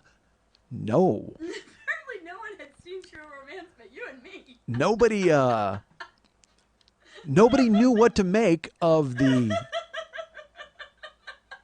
booker of the show slapping the MC in the face as hard as she fucking could. Because remember I said you heard the smack over the din of a nightclub? Well, the gale force, the backwind from the swing actually wiped all of the noise out of the room because nobody said a fucking word. It was dead silent in the club. Dead silent. Because it was this cacophony of noise. Everybody's like, woo, yeah. You want to hit me in the face? Yeah, hit me in the face. Hit me in the face. Whack! Dead silence. It was awesome. And I couldn't understand why they were dead silent, but I'm looking at Lily and she's looking at me and she's laughing. And I go, now that's what I'm fucking talking about. And I thought that would rally people. Nope. Nope, still in stunned silence that the owner of the room just fucking slugged the MC in the face. Not realizing there's a history there. And they have not heard this show. They don't know when I asked the stripper to hit me in the face before. They don't know any of that. So perhaps we should have clued them in on the backstory so they weren't so horrified at the one-act play that just unfolded in front of them. So we regain our composure, and Lily gets the microphone. She's like, all right, I want you on all fours. So I get down on all fours, and I'm hamming it up, of course, fucking doing like knee slides and shit. And I get on all fours, and then I hear Lily. She brings the other guy on stage, and he grabs a chair. And then she just says, all right, I can't do this alone. Because normally Lily has a paddle, and she does it by herself, the spankings. But she goes, I can't do this alone. Girls. And I don't even know how many because I can't see. But it seemed like 10 girls got on stage. And one of them saddled me up horsey style and sits on my back and grabs my belt. And the rest of them are all grabbing my ass, and Lily takes my wallet out. And then she just, she gets the crowd to sing, and then you get spanked. And they're just like, happy birthday. And I'm getting hit from all angles, just hitting the balls, hitting the ass. I mean, just like I'm getting hit. And I'm just sitting there flinching, and I'm just like, well, this is all right. But this is fucking awesome. And this is weird. And I don't know who was on my back, but she was straddled over me, like she was riding me like a horse. So they finished the spanking, and then they do like a second round of spanking because they decided that first one wasn't enough. So they spanked the shit out of me a second time. And then whoever this girl was, she's grabbing my belt like she's riding in a rodeo. So I was like, well, all right. Well, if she wants to do that, she's going to get a ride. So I stood up with her, but not with my back. I pulled my legs up like you're doing like a bear crawl or something. And I stood up with my legs, and I heard her scream. Because she didn't expect it. So it was like I was going to buck her up, and I was going to stand up and have her just on top of me. I mean, I didn't care. And then I did it a second time, and she's like, ah! And she, because she's on tall shoes anyway. So then she got off me and hustled to the back. And I stood up, and, Lily was nice and happy birthday and gave me a hug. And then Lily looks at the crowd and goes, by the way, I need to tell you guys this. Mike is single. And so if anybody out there wants to take him home and fuck him tonight, that's fine with us. It's his birthday. I forgot I did that. So I just want you to know that there will probably be a line, so you want to get in early. And you know what? If anybody else out there wants to come on stage and kiss him, go right ahead. And then I walked. And then she ran away. I remember that. And I went up to the microphone, and I said, it's funny. I said, I've been in this room hundreds of times as a host, as a doorman, as a customer. And the only person who's ever kissed me in this room was a dude. What a drag. What a fucking drag. And I got a big laugh, which was great. And so I went to the microphone, and all of a sudden out of the corner of my eye, there was movement. but I didn't know. So I looked to my left, and blonde girl comes on stage. Little spinner girl in a tiny slip dress, and she's just beaming, like this huge smile on her face. I look at her, and I'm like, wait, no, are you up here for the reason I think you're up here? And she just smiles, and she comes forward. So then and the place goes again. Now again, people are like with money, and they're. You know what? I should also say this. Dennis, a patron, had yelled out. He goes, "I got $20 for anybody who wants to kiss this guy." Oh, Dennis. So she comes on, because after what Lily had said, and then he says that. So she comes on stage, and she's what, 5'0" nothing? I mean, she's totally small. She was not nipple height to you. Yeah, and she might have been barefoot too. I mean, it was like literally she's half naked already, and she comes on stage, just this little tiny fucking wedding cake girl, and so I walk away from the microphone. I look, and I'm facing her now. Like we're in for a gunfight, folks. We're if anything, at the very least, we're gonna have a staring contest. Now that's gonna happen. So I back away from the microphone, and I look at her, and she looks at me, and she's smiling, and everybody's screaming, yeah, and they're going crazy, go, woo, yeah, and so it was exactly like high school. It was ridiculous. It was like the weirdest high school assembly you've ever seen, and the principal had a fucking crazy day. So she's there, and I will be honest with you, she looked like someone at a zoo approaching a bear, like with circus peanuts.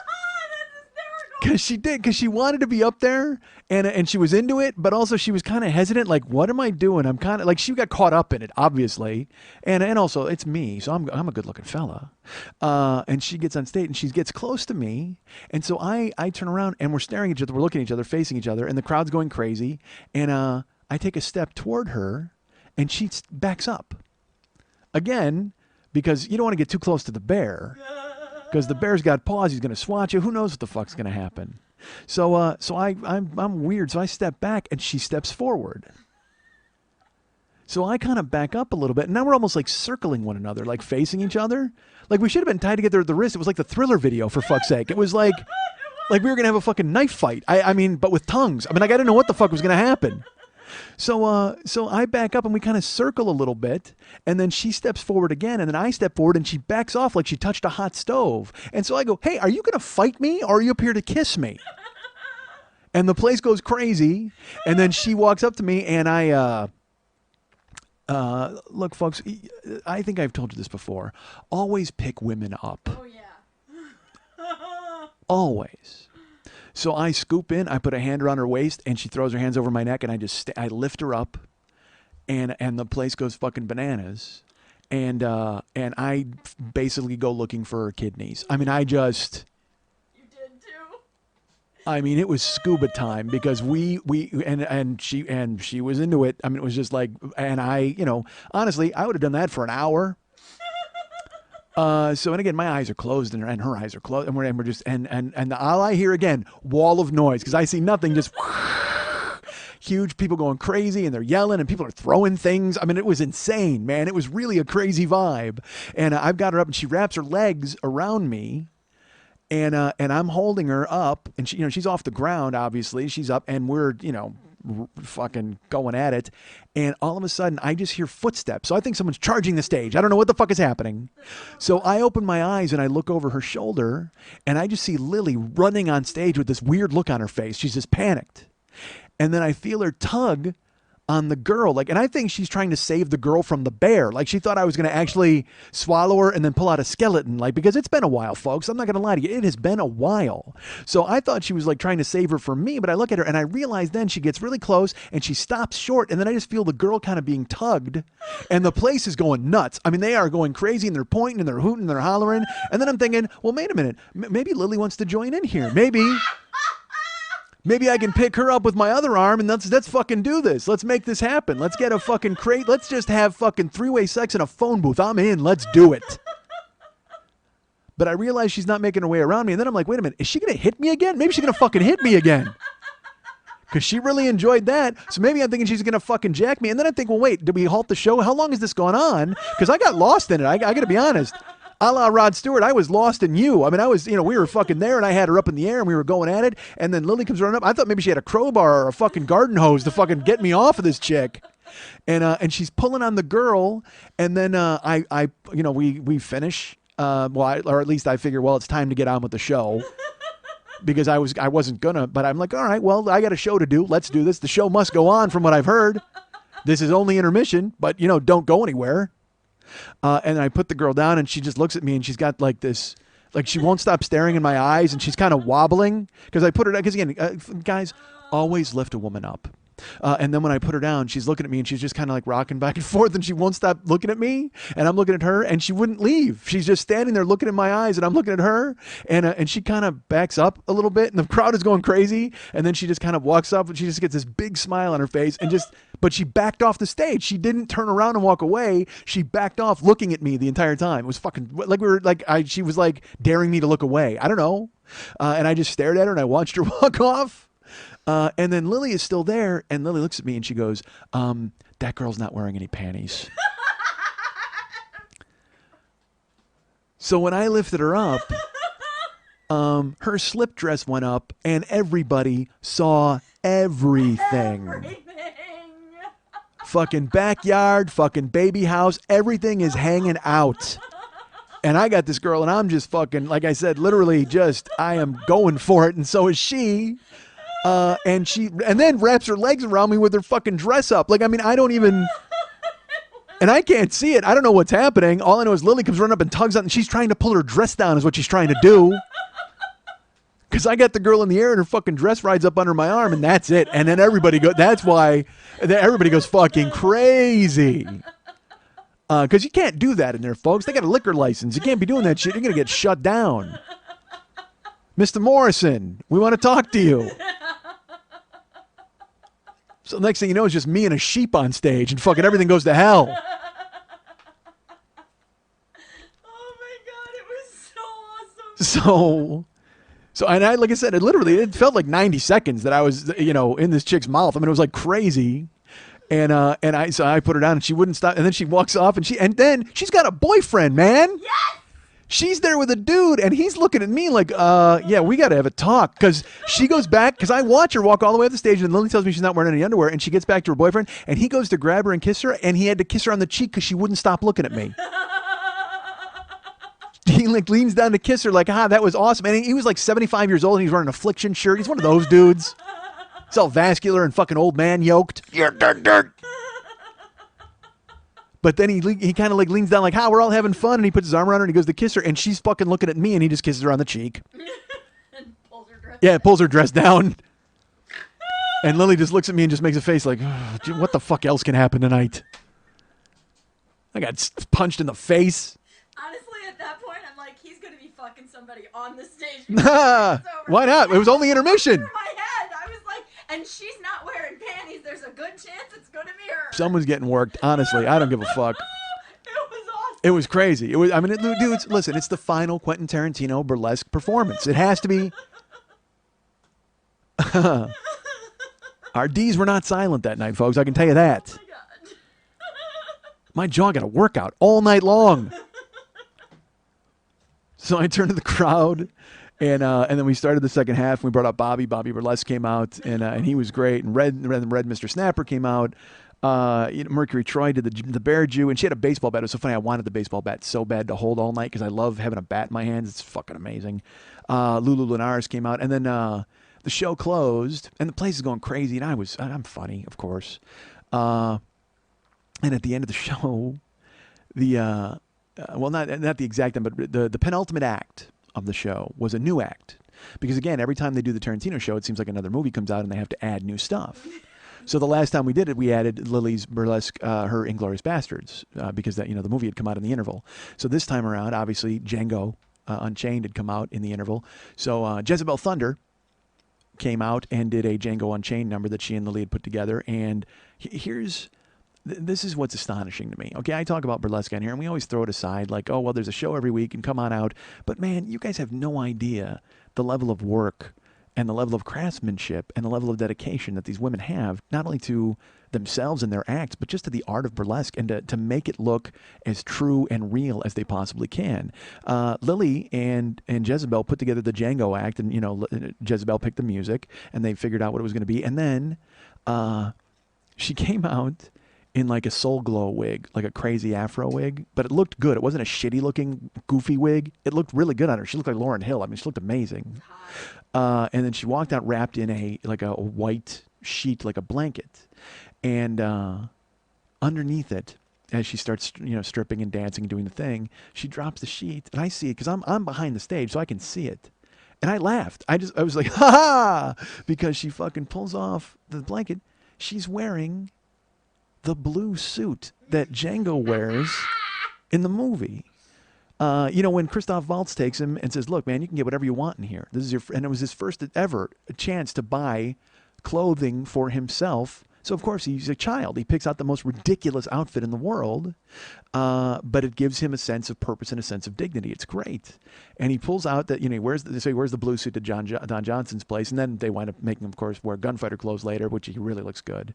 But he wears the blue suit, and then Jezebel is wearing the actual blue suit with the fucking white cravat. I mean, the whole thing. It was insane. And after she finished, I even said to the crowd, I go, you have to give it up just for the fact that these women do the research and they work hard. I mean, can we say how much that cost? No. All right. Because Lily, they invested several $100s to put together that costume for just that one act. I can't believe it. I mean, just to watch them go at it, and because look, I told you, I've seen the difference. I've been to other shows too where there've been bad people who don't care, and I've seen that, and then the people I've talked about the headliners who come in from out of town. That woman from New York who was the little tiny. Her costume, ridiculous. Like, I could even imagine traveling with that. But when Jezebel showed the blue suit to the crowd, they went crazy. Because, again, you don't expect that. You just expect someone to go out and dance and take their clothes off. But no, man, they tell a story. And it's very important to them to tell the right story and to tell it properly. And I got to tell you, I have so much respect for these women and the act of burlesque and their commitment to it. It was unbelievable. So Jezebel finished, and the place went crazy. And then, of course, the final number is always Reservoir Dogs. And it's Lily Von Stupp, of course, coming out there along with Red, Mr. Snapper, and Dizzy and Greta, and they cut an ear off, and there's a gas can, and there's glitter, and there's blood, and it's in an ear. I mean, it's fucking great. And that act ended. Oh, and it was funny because that's the last act of the show. So I had talked about Reservoir Dogs in the beginning, and then at the end of the show, I said we end at the beginning, and everybody went crazy, and then I said and every other act I bring up, I'll say with a tribute to From Dusk Till Dawn, here's Sheila Starciani. But Dogs, I do in the style of the credits. So I said, we end at the beginning. Lily Von Stupp, Red Snapper, Mr. Snapper, Dizzy Von Dam, and Greta Grenade are Reservoir Dogs. And they come out and do the piece. And it's so great. It's just because I love doing it. I love, you know what, as much of as much fun as I have being funny and making fun of shit in between people and carrying a show on the fly, I have more fun saying the girls' names than I do doing anything else at the Tarantino show. Because I bellow it, man. I fucking, I want to make sure that everybody knows who's fucking next and who's in the house. And I play no favorites. Everybody gets the fucking same thing. And with fucking right from my balls, I just fucking give the name. So I say, and our Reservoir Dogs, and they came out and did the piece, and it finished, and standing ovation from the entire room, which is packed. All right, there's people standing room only, but also people in these chairs get up and go crazy because they recognize hard work, and they recognize that they paid what they paid, and they got triple the amount in entertainment. It was fucking great, and they saw me get punched in the face, so good for them. Anywhere, you're coming over doing that. Oh, good. That's a new part of the show. I'm like Marvin Nash getting jacked. All right, that's fine. I can handle that. But the place goes crazy. It was so fun. And, it was my birthday. And then afterwards, people were very nice. And they're coming up to me for, I'm on the floor. We take pictures, take cast photos. And then I had to go up into the VIP section. And this is about 10 minutes after the show ended. Okay, so we've been taking photos, we're milling about, and I go to walk up into the VIP section and because I have my water up there, and I go to walk through, and there's probably a crowd of like 20 standing there, and Omar Doom is up there, and he's signing burlesque bingo cards. And there's a line. And he's shaking hands, and he's taking pictures, and he's signing things, and I have to cut through because I just want to get my water. So I make my way through the crowd, and I get past Omar Doom, and I go, "Excuse me, Omar, I got to get through." And he looks up at me as he's writing. He's writing on a card, and he looks up and he goes, "Oh, don't worry, I'm just signing burlesque bingo cards. It's not like it's your fault or anything." And he kind of like gives me a fucking look, and I just walk past. But it was great that he got it. Like, he totally laughed, but he wanted to meet everybody. He took every photo. He posed. And Lily actually has a photo of her on Facebook with him out on the street where they're both have cigarettes. It's a great picture. So we milled about and everybody hung out. And it was great. Some listeners came out to the show. Our friend Kilt Bill came out and he brought friends who really loved the show. And then our friends Rachel and Aaron came out. I don't know if they want to give me their last names, but Rachel and Aaron came out to the gig. And Aaron's a longtime listener of the show, and Rachel is his wife, who just sort of kind of tags along because she knows that Aaron likes it. No, that's not true. But Aaron she doesn't listen to the show. Rachel doesn't listen to the show, but Aaron does, and he really likes it. He's a nice guy. I've talked about them before because we went out to dinner with them. And then I actually went out to dinner with them again later on his birthday. It was just me alone. Yeah, without you. Well, I think we called, but you had somebody tied up and gagged. Possibly. Could be. So Rachel and Aaron came, and so they actually left because she was starving. Like, it's a long show. So we were all, I told everybody we were going to go for Thai food. And it was going to be all the performers and then whoever from the listeners of the show came out. So we went to Toy on Sunset. So I get a text from Rachel because she left early. And I'm still milling about at the show, talking to people and shaking hands and all that neat stuff. But I get this text and she says, hey, Toy's closed. We're across the street at El Compadre. And I'm furious because Toy is open till 4 a.m. That was the reason we were going there. Also, I drove by Saturday night at 11 o'clock and it was closed. And in my head, I made a mental note. I'm like, why the fuck is Toy closed at 11 on a Saturday? That makes no sense. So I went home and I checked the website. There was nothing there. I checked Yelp. There was nothing there. And then Lily called Sunday and said, you guys are open till 4 a.m. They said, yeah. And they go, okay, we're probably bringing in a party of about 20. And they go, well, we can't reserve a table, but we'll try to get you all seated together. And it'll be, when you come in, we'll take care of it. So we knew. I mean, she had talked to them Sunday. And then Monday night, they're fucking closed. So the plan goes out the fucking window. And I will tell you this. I didn't eat all day. I ate nothing, which is not a surprise to you, I'm sure. But on purpose that day, because I knew I was going to be having Thai food at night, so I was all excited. And then when there was no Thai food, well, Rachel and Aaron went over to El Compadre, but, getting everybody else over to El Compadre is a fucking mess. So after the Monday Night Teas, everybody usually goes to a diner. Do you want me to say the name? Yeah, it's fine. Okay, because then people might come. It's okay. Okay, the House of Pies on Franklin and Vermont. It's the traditional place where everybody goes after the Monday Night Teas, performers or audience members, whoever wants to go and hang out. And then there's they put 4 tables together to the point where they expect Lily, when she walks in, they expect that crowd on Monday. So there's they put 4 tables together. There's fucking 15, 20 people there. So everybody's like, well, let's go to House of Pies. Yay. And I'm furious because I wanted to get Thai food and I hadn't eaten. And I'm not going to eat at a fucking diner. They got nothing for me there, folks. They don't have anything that I want. So, and also because I felt bad because now Rachel and Aaron are off on an island somewhere, and now I'm babysitting, which I don't enjoy. Because now I have to apologize profusely to them because I was the one who plugged it. I hyped it. We're all going to go to this place, and then unfortunately they take off and they go to a different joint, and I'm like, ah. So I told Bill, Kilt Bill was there hanging out, and I was like, hey man, we're going to this House of Pies if you're in, and he's like, yeah. And so I texted Rachel, and I apologized profusely. And she was very nice about it, which was good. And they said because they had already ordered their food, because I told them to meet us at House of Pies, but they had already ordered, so they ate.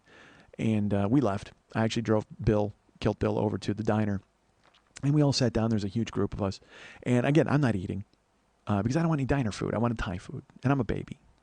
And then Lily's like, please get something. I want to buy you food for your birthday. And I go, I'm good. I don't want to eat. She goes, what if I get you peanut butter pie? And then we'll get jelly from the kitchen. And I went, yes, okay. If that's, yeah, because I didn't want her to not get me something because she really wanted to.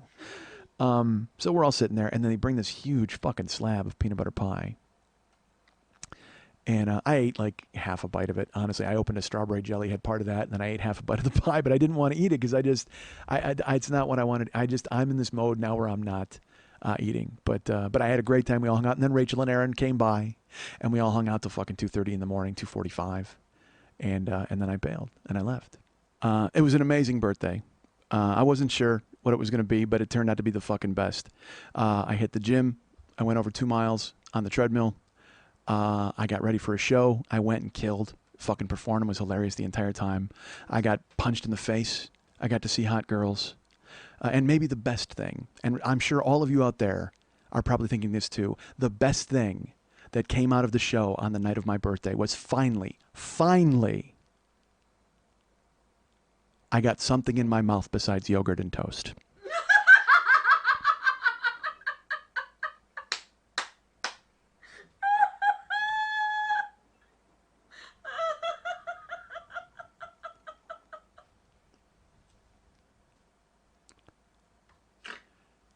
You guys can get me at mikeandmikeschmidtcomedy.com. You guys can be my friend at facebook.com/the40yearoldboy. You can follow me at twitter.com/the40yearoldboy. You can be our friend David Mex Hernandez. He is the artist and the musician in chief for this show. You can be his friend at facebook.com/David Mex Hernandez. Lily Von Stupp has 2 different Twitter accounts you can follow her on, twitter.com/Lily Von Stupp and twitter.com/MNTs. You can actually be her friend at facebook.com/Lily Von Stupp. But if you'd like to write her a personal note and find out who besides me she's been slapping in the face these days, you can write her at Lily at burlesque411.com. That's Lily, Lili, at burlesque411.com.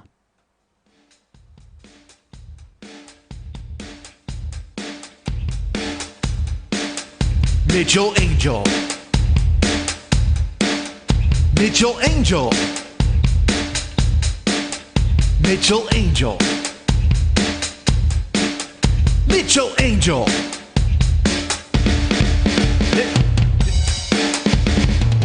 Dude. What? Mitchell Angel. Mitchell Angel. Mitchell Angel. Mitchell Angel. Mitchell Angel. Dude. What? Mitchell Angel. Mitchell Angel. Mitchell Angel. Mitchell Angel. Mitchell Angel. I want to remind you folks about the Monday Night Tease. It is a burlesque show that happens on Santa Monica and Vine every Monday night at 10 o'clock p.m. I don't talk about it a lot on this show, but I figure I should go ahead and tell you about it because, our good friend Lily Von Stupp is the producer of this show, and it is perhaps the most successful burlesque show in the history of the United States. So, well, I do. I speak from experience. I've worked all of them, from Puxatawney to Pennsylvania. I think Puxatawney's in Pennsylvania. I don't know. I just wanted to have the P noise. From Pomona to Puxatawney. From Peoria to Palmdale. Peoria. I'm an idiot. The Monday Night Tease. Well, let's talk about last week's show. What happened last week at the Monday Night Tease? Somebody got punched and a vagina was showing. Oh. That was a good show. That's a good night. That doesn't even have to be a show. That's a good night, period. That's a good night in a bar. That's a good night at a ball game. That's a good night in church. Honestly, when I said thank you to everybody for coming like I do every week and telling them thank you for spending your hard-earned money with me, because I do feel that way. I just wanted to drop the mic. I mean, it was just one of those nights where I was just like, fuck, I don't ever want to do this again. It will never be this good. Yeah. Until this week. Exactly. This week's show, is it a theme show as well? It is not. This is not a theme. All right. And so it is a Monday Night Tease burlesque extravaganza. Burlesque extravaganza. Who's hosting? Joseph the Conjurer. So we're going to have some magic. We're going to have some comedy. We've got some great acts. We've got Sonny and Cher this week, which is one of my favorite acts because it's just ridiculous. Who does that? It's Holly Godarkly and Pree Debutee. Oh, great. Oh, wow. It's a couple of ladies. Ridiculous. Sonny's a lady. All right. Well, that's good. Absolutely ridiculous. But it's going to be a great show all around. Good. Should be a fun show. And tickets are available at MondayNightTees.com and then brownpapertickets.com. You can go and search Lily Von Stupp or search Monday Night Tees and get the tickets always. And you can go to burlesque411.com. Is that still running? Up and running? But go to MondayNightTees.com. That's the more important one. And also follow Monday Night Tees on Twitter. Join the Monday Night Tees page on Facebook. You will get any and all information there is to know. There's a mailing list as well. Can people sign up online? Yes. Okay. At the website. Go to the website, MondayNightTees.com. All the information you would need about upcoming shows is there. Brown Paper Tickets has all of the tickets for those shows, so please check them out. Go and experience what I would say is the best Monday night in town, so go and have a good time. Remember to go to Facebook.com/The40-Year-Old-Boy and be my friend while you are there, and you will see, this is my birthday this weekend. Please, everybody, thank you so much for posting on my wall. I will get to everybody. It's a little harder because I'm working. No, bullshit. I did last year, man. I answered every single person. I answer everybody because if you care enough to put that on there, I care enough to say thanks. And there's nothing wrong with the blanket thank you, but I, you know what? I shirk my duties way too much in communicating with people. So please know if you did post something for my birthday, I'll answer. It's just going to be a day or two because I'm working 12 hours tomorrow and then blah blah blah. So the job has me doing that. What are you doing? Why are you flexing your guns? What, a gun show? What's happening? Impressive, isn't it? It's super impressive. Should I take a photo of that and post it? All right. We stopped the show long enough. You sure? Why not? Maybe I'll sketch it. I'll sketch it and put it up. God knows I'm a great artist. So go to Facebook.com/The40-Year-Old-Boy and be my friend. Ask to be my friend. And then there's the Westside 86 Jokers page there. You can join the Mike Schmidt fan club, which is maintained and run by a lot of great people. And I thank them so much for being involved. You can go to MikeSchmidtComedy.com and go to the Joe Business page. And we've got plenty of stuff there. We're still doing the mugs. They're there. You can get them right now through Zazzle. And again, as always, I understand Zazzle is boned me in the ass because I think they're selling travel mugs and all sorts of shit when I was just wanting them to be coffee mugs. And I actually set them to just be coffee mugs, but someone told me that they can buy all the different kinds, which is weird because I told them not to, but it doesn't matter because we're going to yank our shit from them soon anyway. Oh my. But Zazzle's there, so if you want to get the mugs, go ahead. We've got the For the Life of Schmitty single download from the interlude. We've got the Mike Schmidt, Schmitty Comes Alive from last year's Los Angeles Podcast Festival. That's available. Still a few t-shirts left. Hey, have I written that blog yet? No, I haven't. Year 1, Year 2, Year 3, Year 4, Year 5 of this podcast are available individually or together as the UN of Evil box set. That's the Woj, the Schmitty, the Mex, the Evil Dennis, and the Jimmy O. Or is it the Stoolie? I don't know which. I forget. I keep forgetting which nickname we use for Jim. And also, tweakedaudio.com/40 is a huge sponsor of the show, and we thank them very much. You can go there and get all sorts of gear and stickers and shirts, as well as the more important autoerotic asphyxiation earbuds and the cock ring watches, which are also still available. Hold on, what's that? A sound, a noise, a song? Is that an audible song telling me we talk too much? Everything's good. All right, freaking out. Don't want to lose more show. And what else do we have on the site? Oh, artwork. You know what? The artwork is available. You can buy artwork. And I got a feeling you're going to want this week's artwork because I know what it's going to be already. And if it comes out, if it's even half as good as I think it's going to be, I might buy it. I mean, it's going to be fucking amazing. And you can buy all of the artwork, anything that we've done, any explosion of id, any show art, and it will be autographed by myself, by our friend Lily Von Stupp, and by our friend David Hernandez, who is the artist and the resident genius, the Renaissance man who does all of the things that I ask him to, and even more than that. Please remember that my CD, The Big Angry, is coming out in less than a month. I believe August 20th is the release date that we're searching for. We've already gone to press. The packaging is done.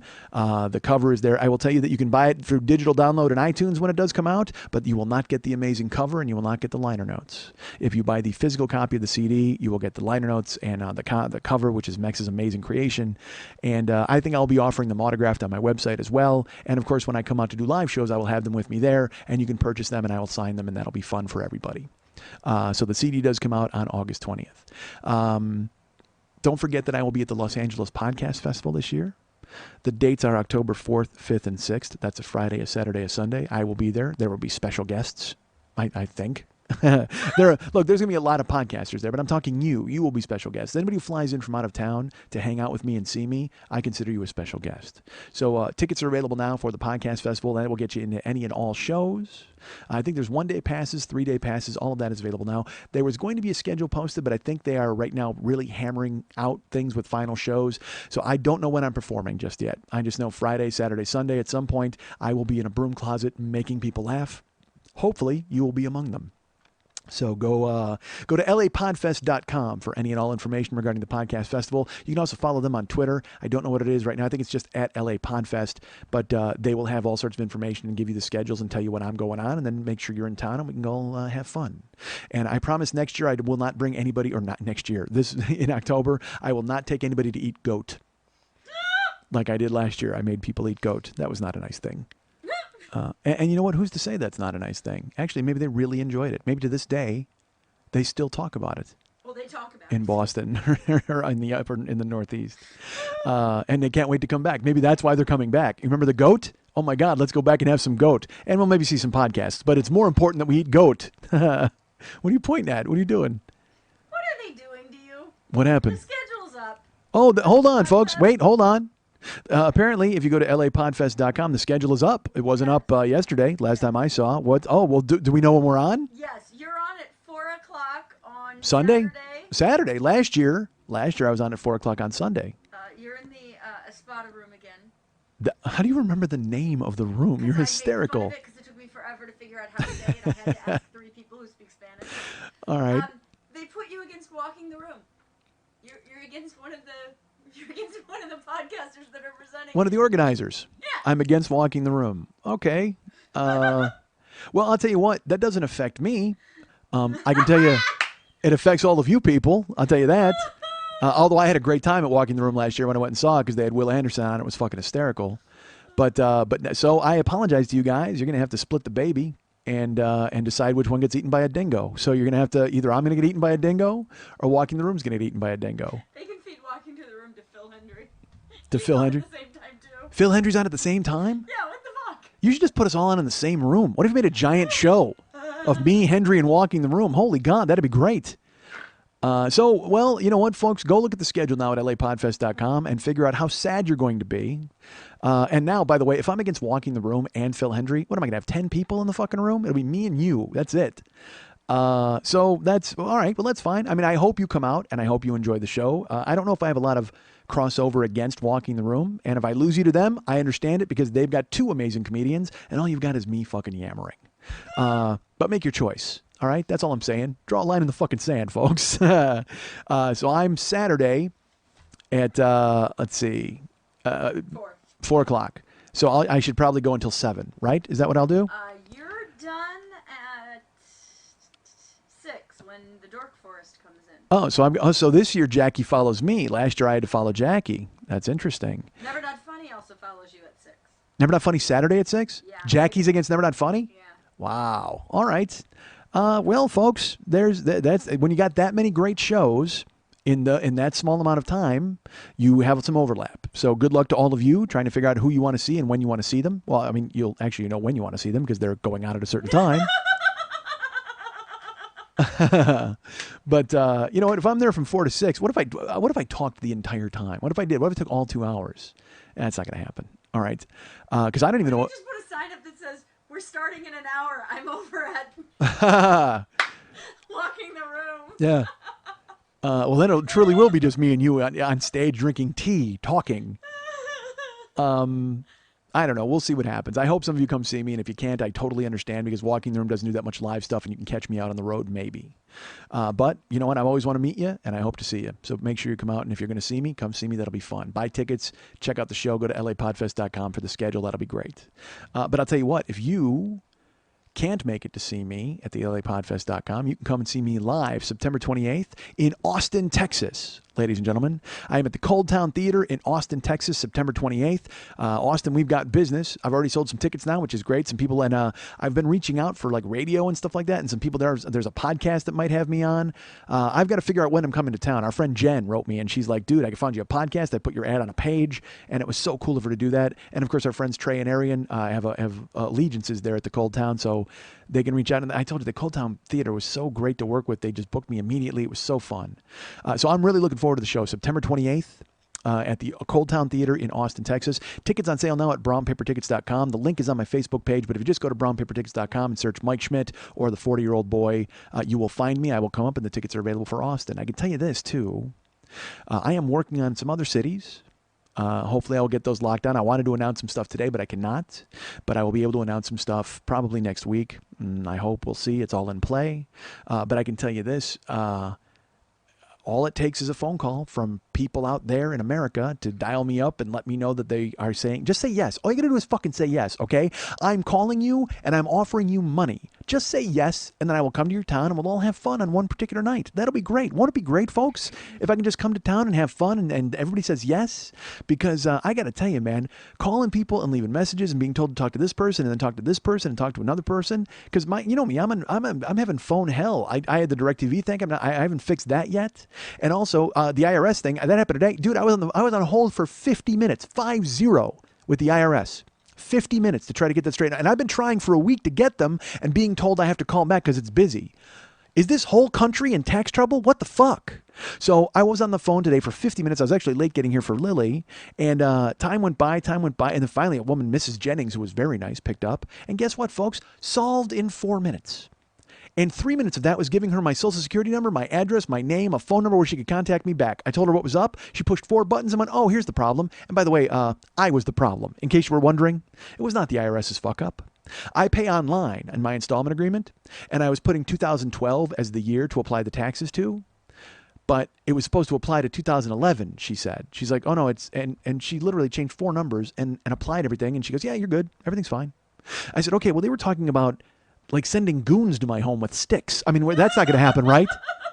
And she's like, no, it's square. I took care of it. I go, all right, call off the goons. And she's like, literally, I can't make anybody laugh at all. She's like, okay, certainly, sir, we'll take care of it. I go, all right, so no goons with sticks at my house? I'm not going to be thrown into debtor's prison because I don't like crusts of bread. No, sir, we're fine. It's like not laughing at all. But I prefer to think that she then hung up and was like, ha ha. And again, I'm a jackass. Literally, it's taken me a week to get hold of them. And then I do shtick on the phone with them. But I figure, you know what? If you made me wait 50 minutes, you've got at least 5 minutes of comedy coming your fucking way. Why not? Why not do a fucking open mic for Mrs. Jennings? But theaters around the country, take a tip from Mrs. Jennings. Pick up the phone and say yes, and just book me in 4 fucking minutes, and it'll be done. And you'll have a dark night that actually has some fucking people in it, and you'll make some money, and everything will be great. Won't it be great, folks? Won't it be amazing when I can book these cities and come and see you and buy plane tickets? Because that's the thing. I try to explain to them. I go, look, I got a short window for plane tickets, and I got to figure that out because the airfare changes all the goddamn time. And they're like, no problem. I just got to take 3 days to figure this out. Why? Say yes. Say fucking yes. Who the fuck is clamoring to use the room? It's not like fucking Louis Anderson's going to call you up and go, hey, I want to book a show there because fuck, let's face it, that guy is already in a swimming pool half drowning and Ndamukong Suh has just pulled him out and saved him. He's in no shape to go on the goddamn road. Unless, oh my God, what if these theaters put in a pool for Louis Anderson? What if instead of comedy, he's doing a high diving competition and then Ndamukong Suh comes out and saves him and just fucking gives him the Heimlich or whatever the fuck it is. What's that, CPR? That, you know what, would people pay to see that? Would that be something? That's something a theater says yes to immediately. Even with Louis Anderson needing a pool built. If Louis Anderson calls up and goes, hey, you know what, I want to do a show where I dive into a pool and Ndamukong Suh saves me and gives me CPR on stage, the theater goes, yes, done, booked, you're in. And by the way, I don't know if you guys know this, we've just found out, it just went up at the LA Podfest. I'm against Louis Anderson diving into a swimming pool and being saved by Ndamukong Suh. I wish it wasn't true because I know now I will not have one person in there. But Phil Hendry in one room, walking the room in another giant room, and a huge, actually, he's not even having it built. He's doing it at the hotel pool. Louis Anderson's just having a high dive constructed so he can jump in and Ndamukong Suh can save him and give him CPR. That's actually playing at the LA Podfest, folks. Against me. Of all my luck, it's against me. Can you believe it? Disappointing. That's as bad as when they were going to put Shelley Berman.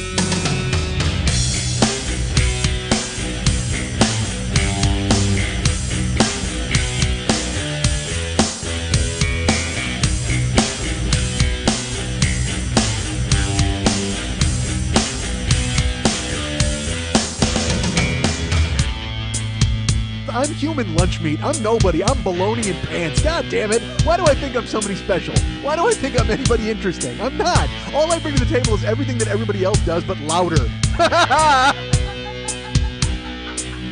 Don't hit snooze on me, motherfucker. I am a hilarious noise machine. I'm going to tell you this. You need to sit down and reevaluate your life if you can pull 2 midget Indian wrestlers out of your skull at any time. You know what? I don't even need you people here. Seriously, I do this. I love me. I don't give a fuck what you think, how you think. God damn it, I'm the greatest.